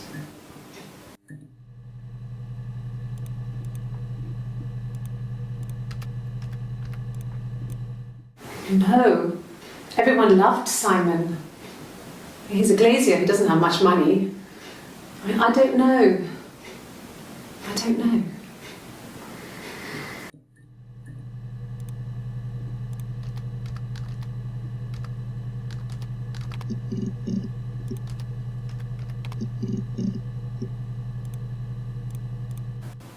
No cat.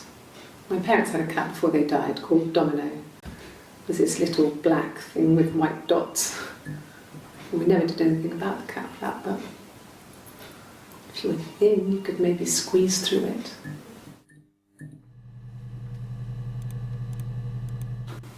I think so. I mean, to get into our garden, we'd have to climb through other gardens. All the gardens back onto each other, so you'd have to climb over 1, 2, 3 gardens to get to ours. I mean, did anyone see anything?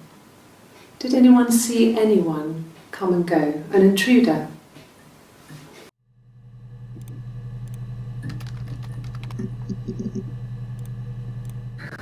We loved our cat, Domino. He had this little bell around his neck to stop him from killing birds in the garden. And we used to write each other notes and put them in the bell, and we could send them to each other.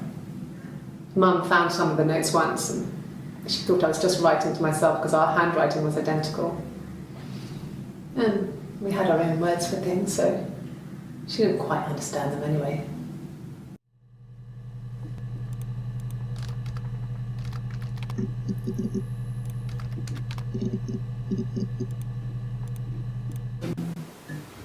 No, they were shut. Most of the windows were really hard to open anyway. They're stifling in summer. They were painted over by my dad. Could have left a door open accidentally. Or there's a cat flap in the back door.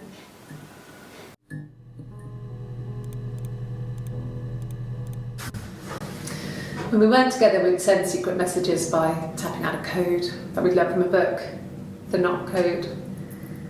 Something prisoners of war would use.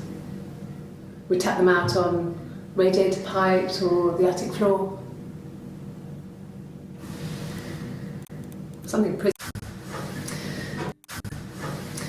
When we weren't together, we'd send secret messages by tapping out a code that we'd learned from a book, the Knock Code. Something prisoners of war would use.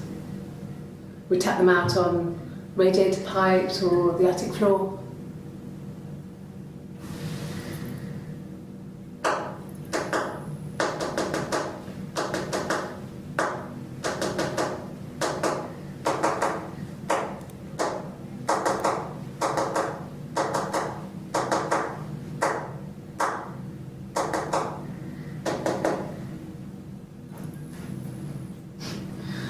Dad thought we had mice, but they couldn't find any. Bought a cat anyway.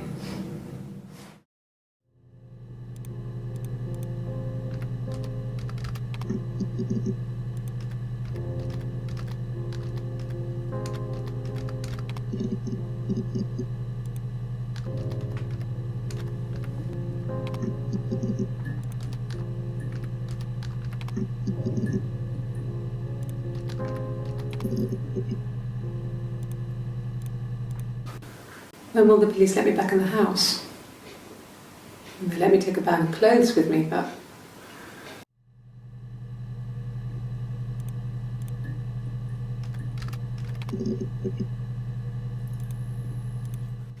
Sure, yes, of course, if that would help. Will you phone the house to let me know when you want to come round? Then I can make sure that I'm there. Yes, of course, if that would help. Will you phone the house to let me know when you want to come round? Then I can make sure that I'm there.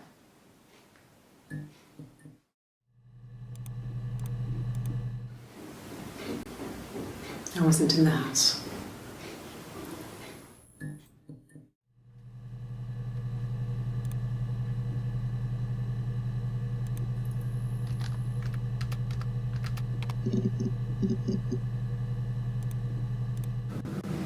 Fairy tales. Stories about lost princesses, evil witches, magical mirrors and lost children.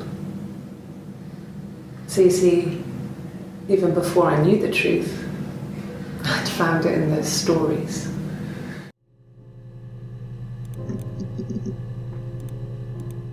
No, it was just me and her. Eve was the name they were going to call their first child.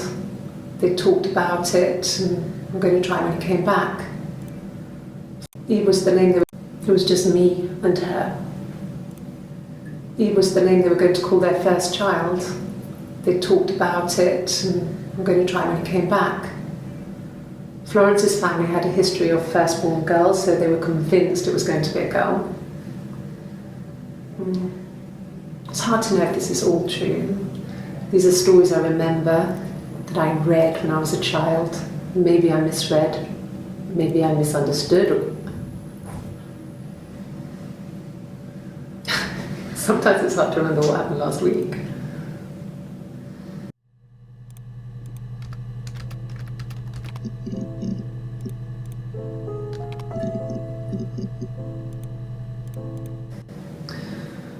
Florence was a warm, kind person. But she was broken, I guess. When I found her diary, I also found a biscuit tin with other stuff in it. Older papers, letters, that kind of thing. Her story wasn't there. I never really spoke to her about it. I was far too young to really understand, I guess. I just put it together later, once I was older. She had loved children, planned to have a large family, but her husband died in the war. And that was back when you married for life. She never felt like she could marry again. Isn't that strange? She was a widow from her 20s. But, I mean, I guess it was different then. You know, you married for life and she felt she could never marry again. I guess it was harder, a war widow. One of the dead. I don't know, maybe there was more to it than that. I don't really know.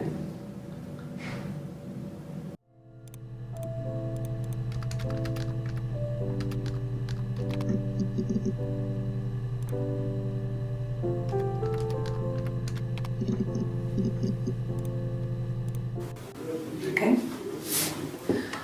There's a girl and she's staring out of the window. She's sad. She's trapped. She's here. She's looking out the window because her mother won't let her out.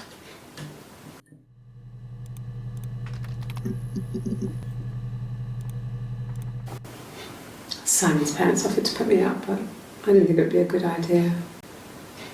It would be too sad. Not right now. I'm staying at a friend's.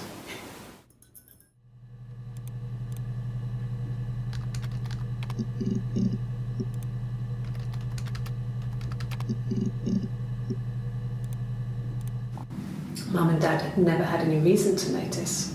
They were always busy. If Hannah was eating a lot, they didn't mind. She didn't put on any weight. That girl has a healthy appetite. If they heard us talking in the attic, they just thought it was Hannah playing one of her games, and that Eve was our imaginary friend. Once, she was already up and dressed and ready to go to school, and I snuck down for a piss. Mum saw me in my underwear, she went mad. Get dressed this instant! So I ducked into our bedroom, and seconds later, out came Hannah, dressed and ready. My mum was amazed.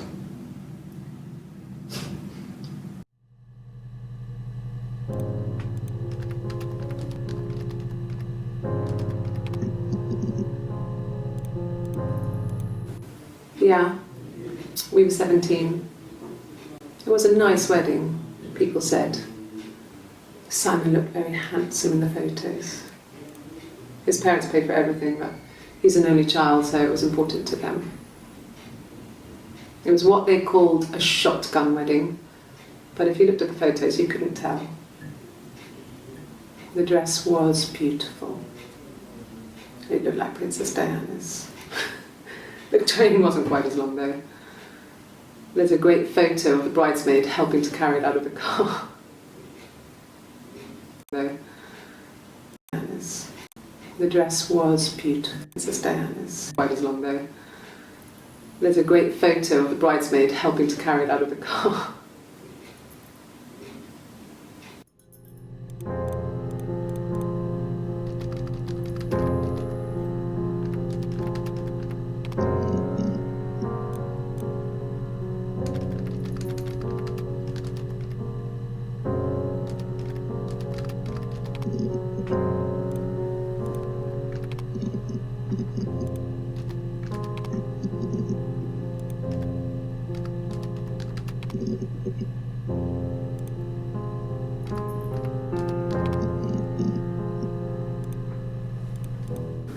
Yeah, when I was at school. I worked part-time in the front shop. It was sort of an extended family thing. My dad used to work there, my mum worked there before I was born. I took care of paperwork, filing, typing out invoices, that kind of thing. It was a good job for a girl back then. I didn't work a till or anything though. I was quite shy, so I wouldn't have liked to have worked a till.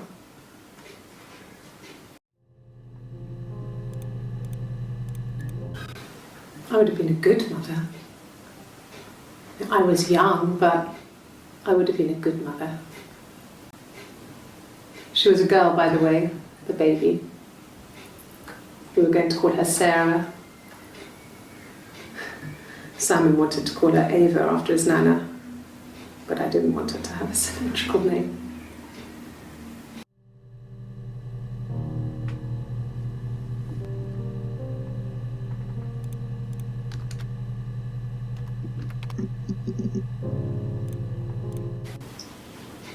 Okay, you got me. I'll confess. We were there. It was a dirty weekend. Simon was going to expense it, pretend it was a business trip. I used a made-up name. We stayed at the hotel, had room service, didn't leave the room, had a great view of the river, and you could hear the church bells. Like you said, it was very romantic.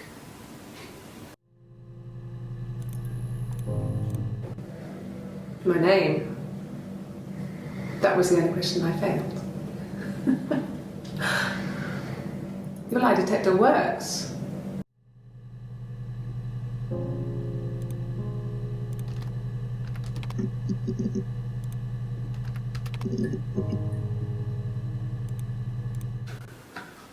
A week or so ago. It would have been the Saturday before my birthday.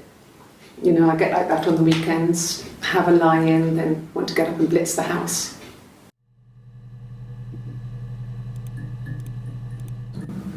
Yes, I'll take a lie detector test. I've never taken a lie detector test before. Does it really work?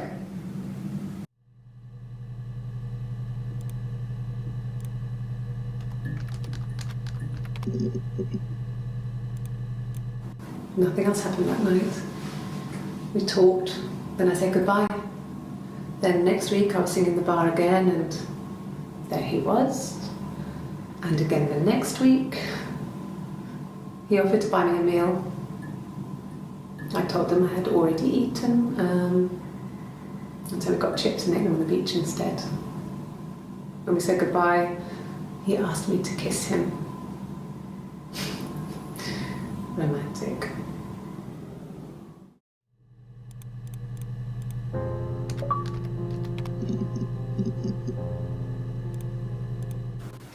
It was my birthday, like you said. We were going to have a meal at home. We had our meal. He gave me his present. I guess I didn't like the present.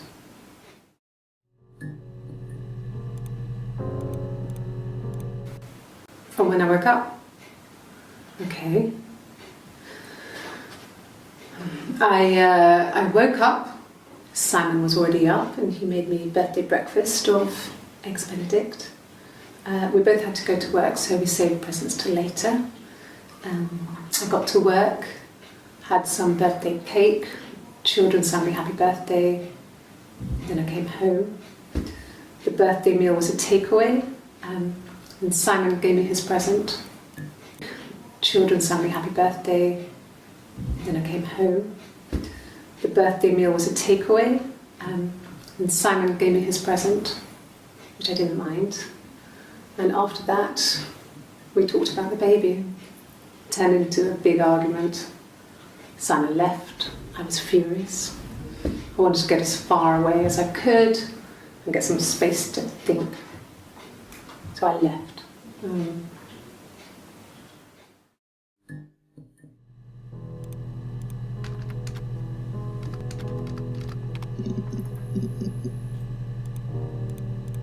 No. I mean, yes, we have arguments, but he never runs off. He always comes back. We make up. It's always that way.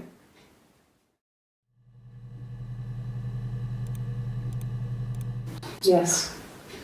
He left after the argument. It was about 8 o'clock.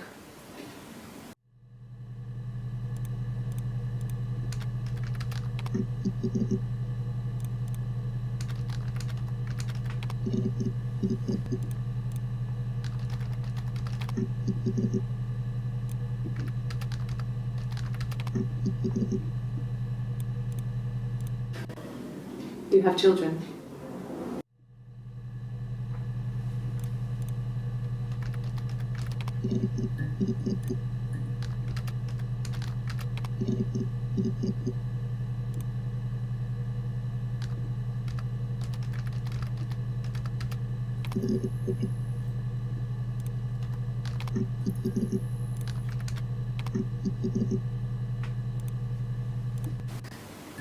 Are you sure?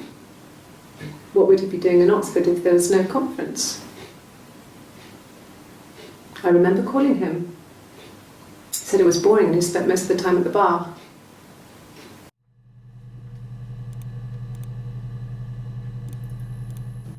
No.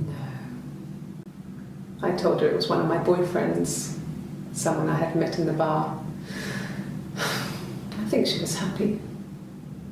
But I could tell she was thinking, why couldn't it happen to her and Simon? They were the ones with the real life. Why not them?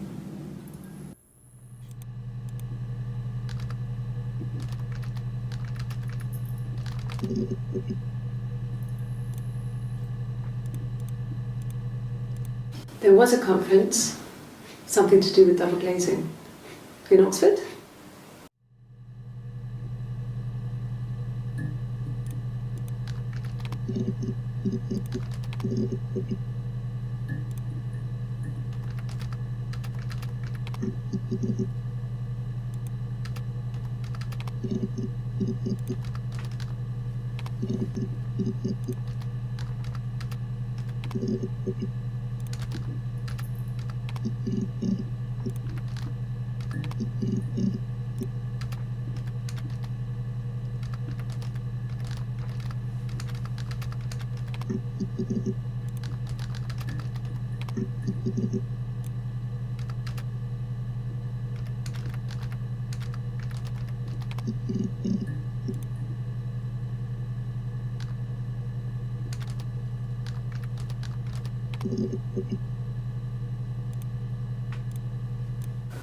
Okay, I'll try my best to remember.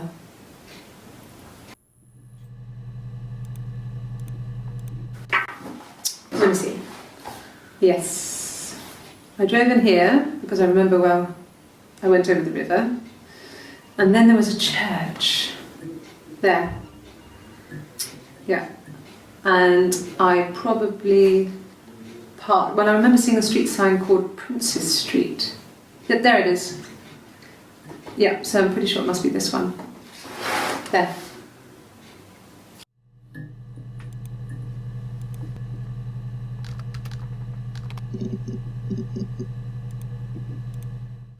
Like I said, I think I was popping out to get something, ran out of something, had to grab something. I sometimes drive too fast. If you want, you can arrest me for that.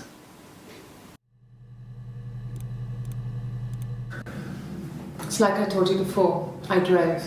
I took the car and drove. I don't have my own car, but I have a spare set of keys.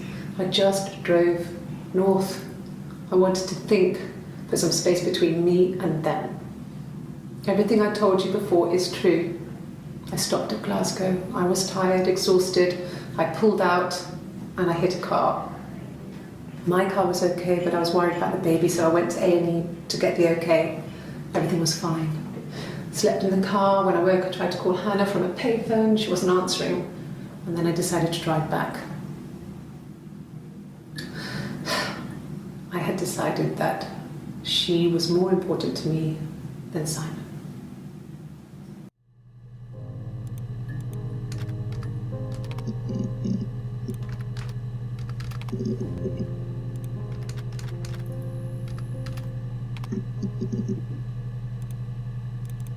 No, I was 15. Carl was older, 17, I think.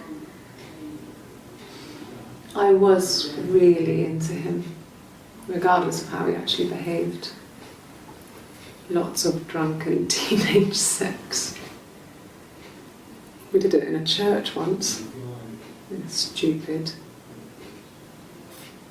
So he got tired of us and we split up after about 6 months. It was sad, but those early experiences, they help you realise who's really important to you, you know? Family.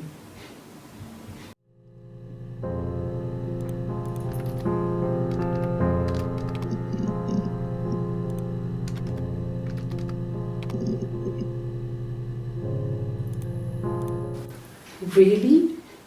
You're going to ask me about my sex life? I mean, isn't that private?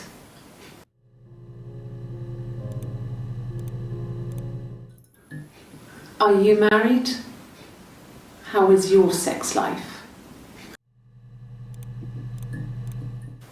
So, our sex life is probably fairly average for a couple after 10 years of marriage. No! You're talking to the wrong person if you think I'm some kind of slut. If you think I'm the kind of person that would have had sex with all those guys.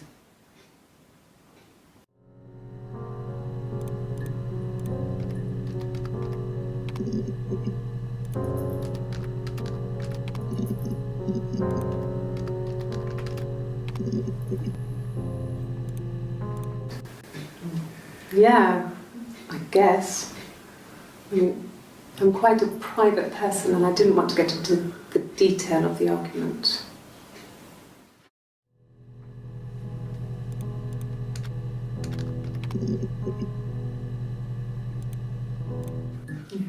Thanks. Please find Simon. I love him so much.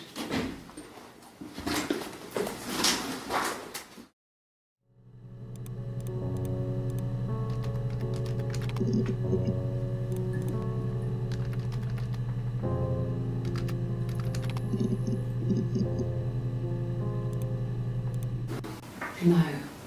I mean, everyone loves Simon. He was so nice to everyone. He loves me.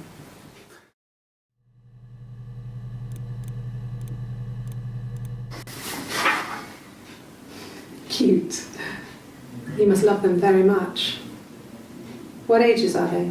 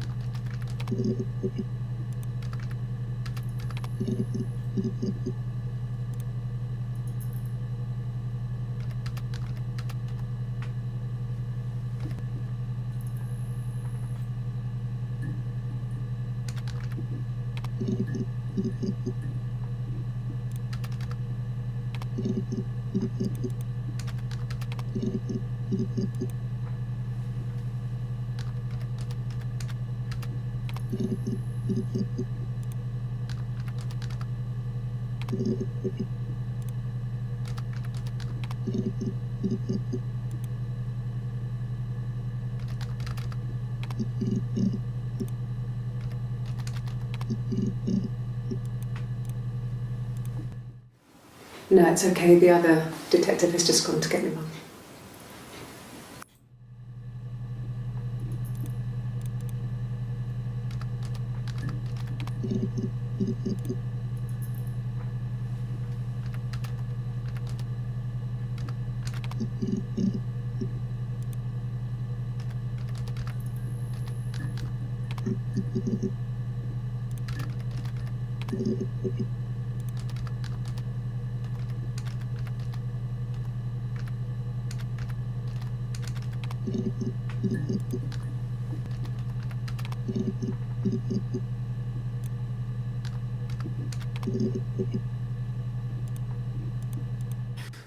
You must be desperate for leads if you're getting hung up over 6-month-old speeding tickets.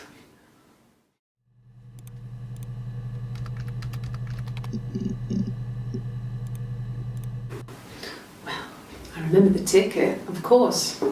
I paid it without telling Simon. Didn't want to get told off. And they put points on the licence.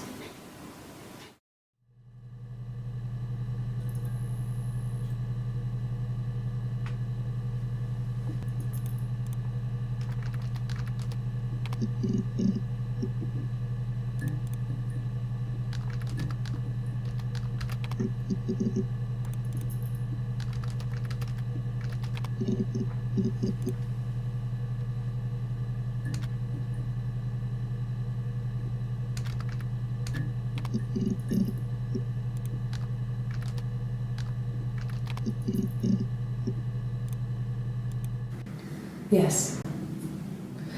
I thought about telling Hannah.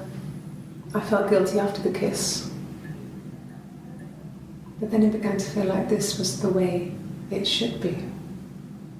Sharing, like we had before. He never mentioned her to me. There was the Simon with me and the Simon with her. It was almost like it was a different Simon. But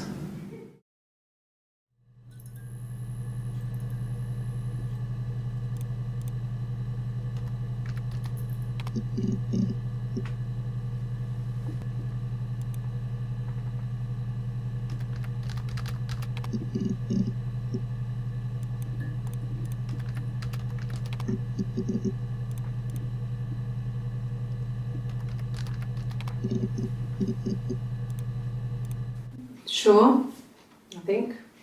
I do all the bills and paperwork and handle all the money stuff, so it should be easy for me to find. Do you want them dropped off to you?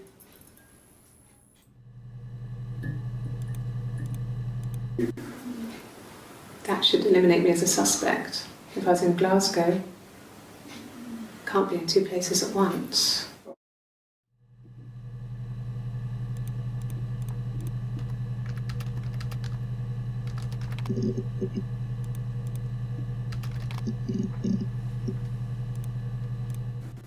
Okay. So you want to eliminate me as a suspect?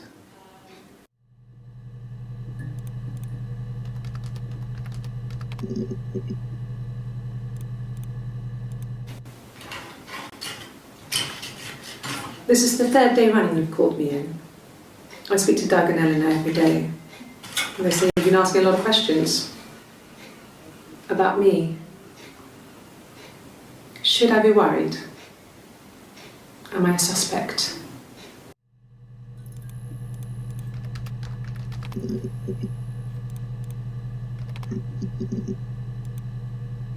In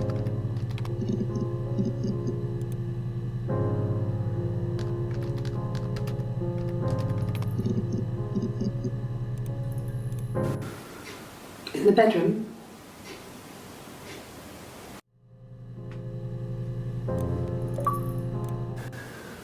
That can't be right. In the bedroom?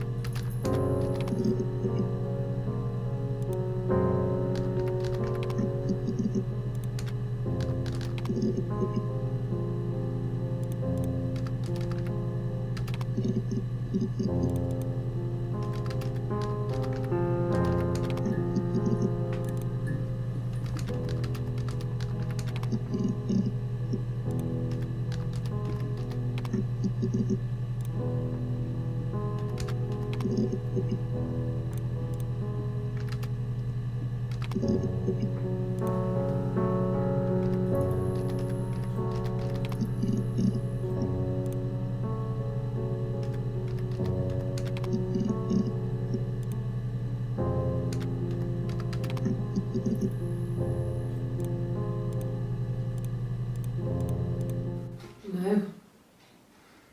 I'm not sure what Strange would be, but he hasn't been acting odd. He's been busy at work, but nothing too stressful.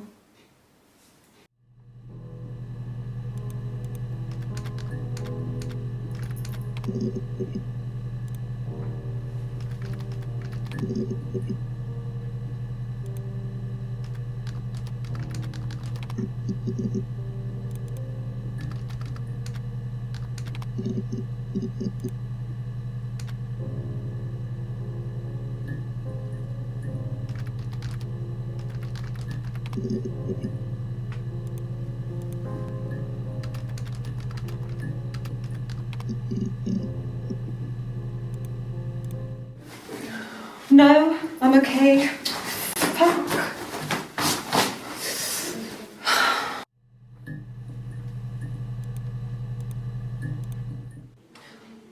fuck's sake. Can I leave? Are you going to arrest me? No. They'd laugh you out of the building. A lawyer would make mincemeat of you.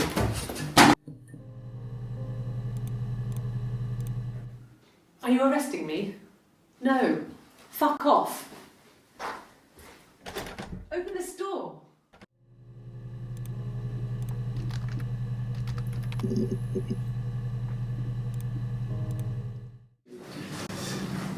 This is a nice of them. This is where you take people when it's time to arrest them.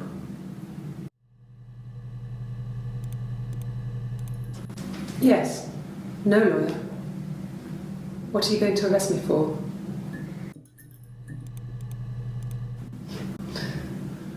Can you arrest someone who doesn't exist?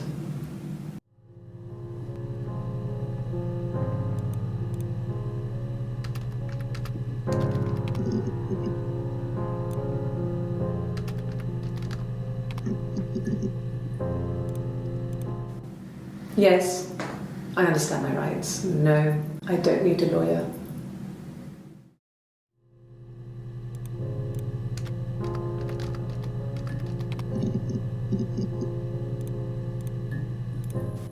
Hurt someone?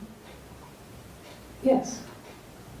But everyone thinks that from time to time, right? You just want to lash out.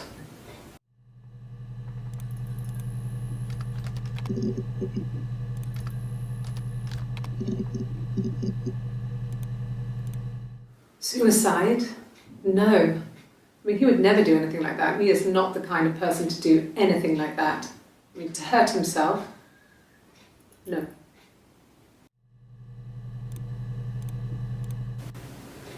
I mean, I don't know. Something must have happened to him on his way home. He could be hurt. I mean, why hasn't he phoned? I don't know.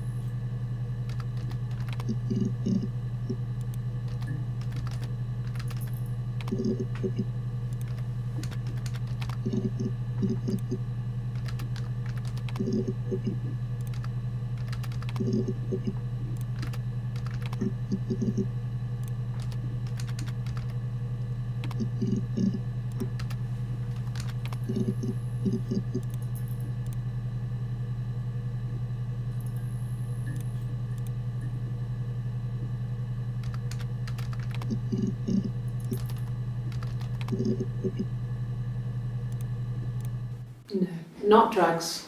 I mean, he drinks, but never very much. He goes to the pub and has one or two. Sometimes we go together. He drinks wine with food, but no, he doesn't have any kind of drinking problem.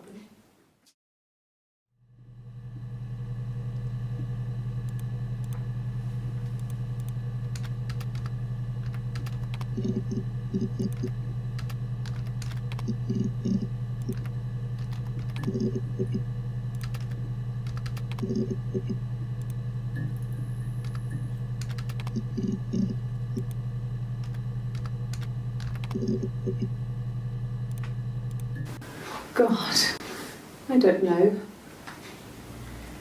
Could be anyone. Maybe someone followed him back from the pub. But why would he let them in? Doesn't make sense.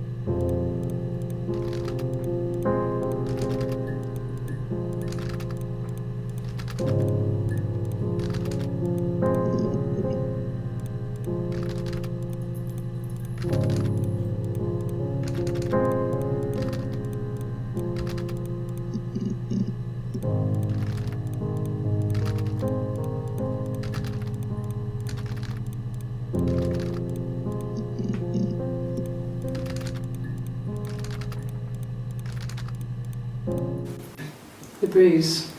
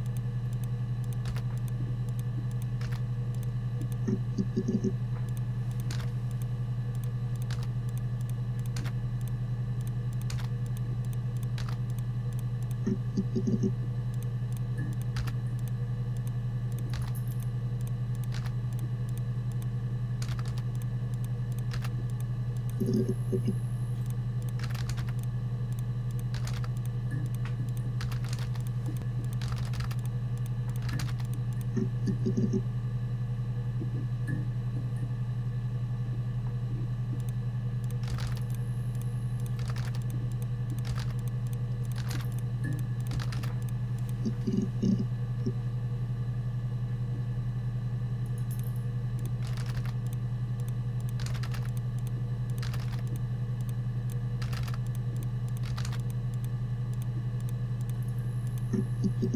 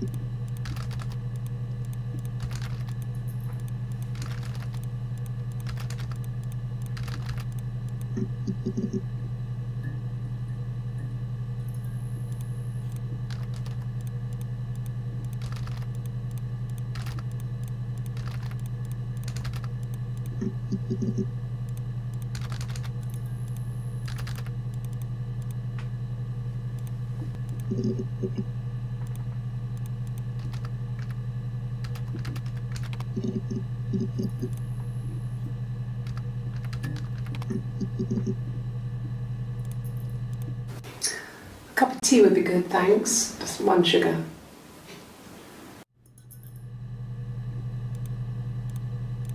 Just the 1 sugar. Thanks. Is that kind of recording?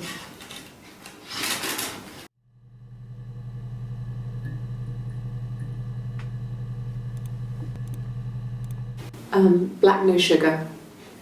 Thanks.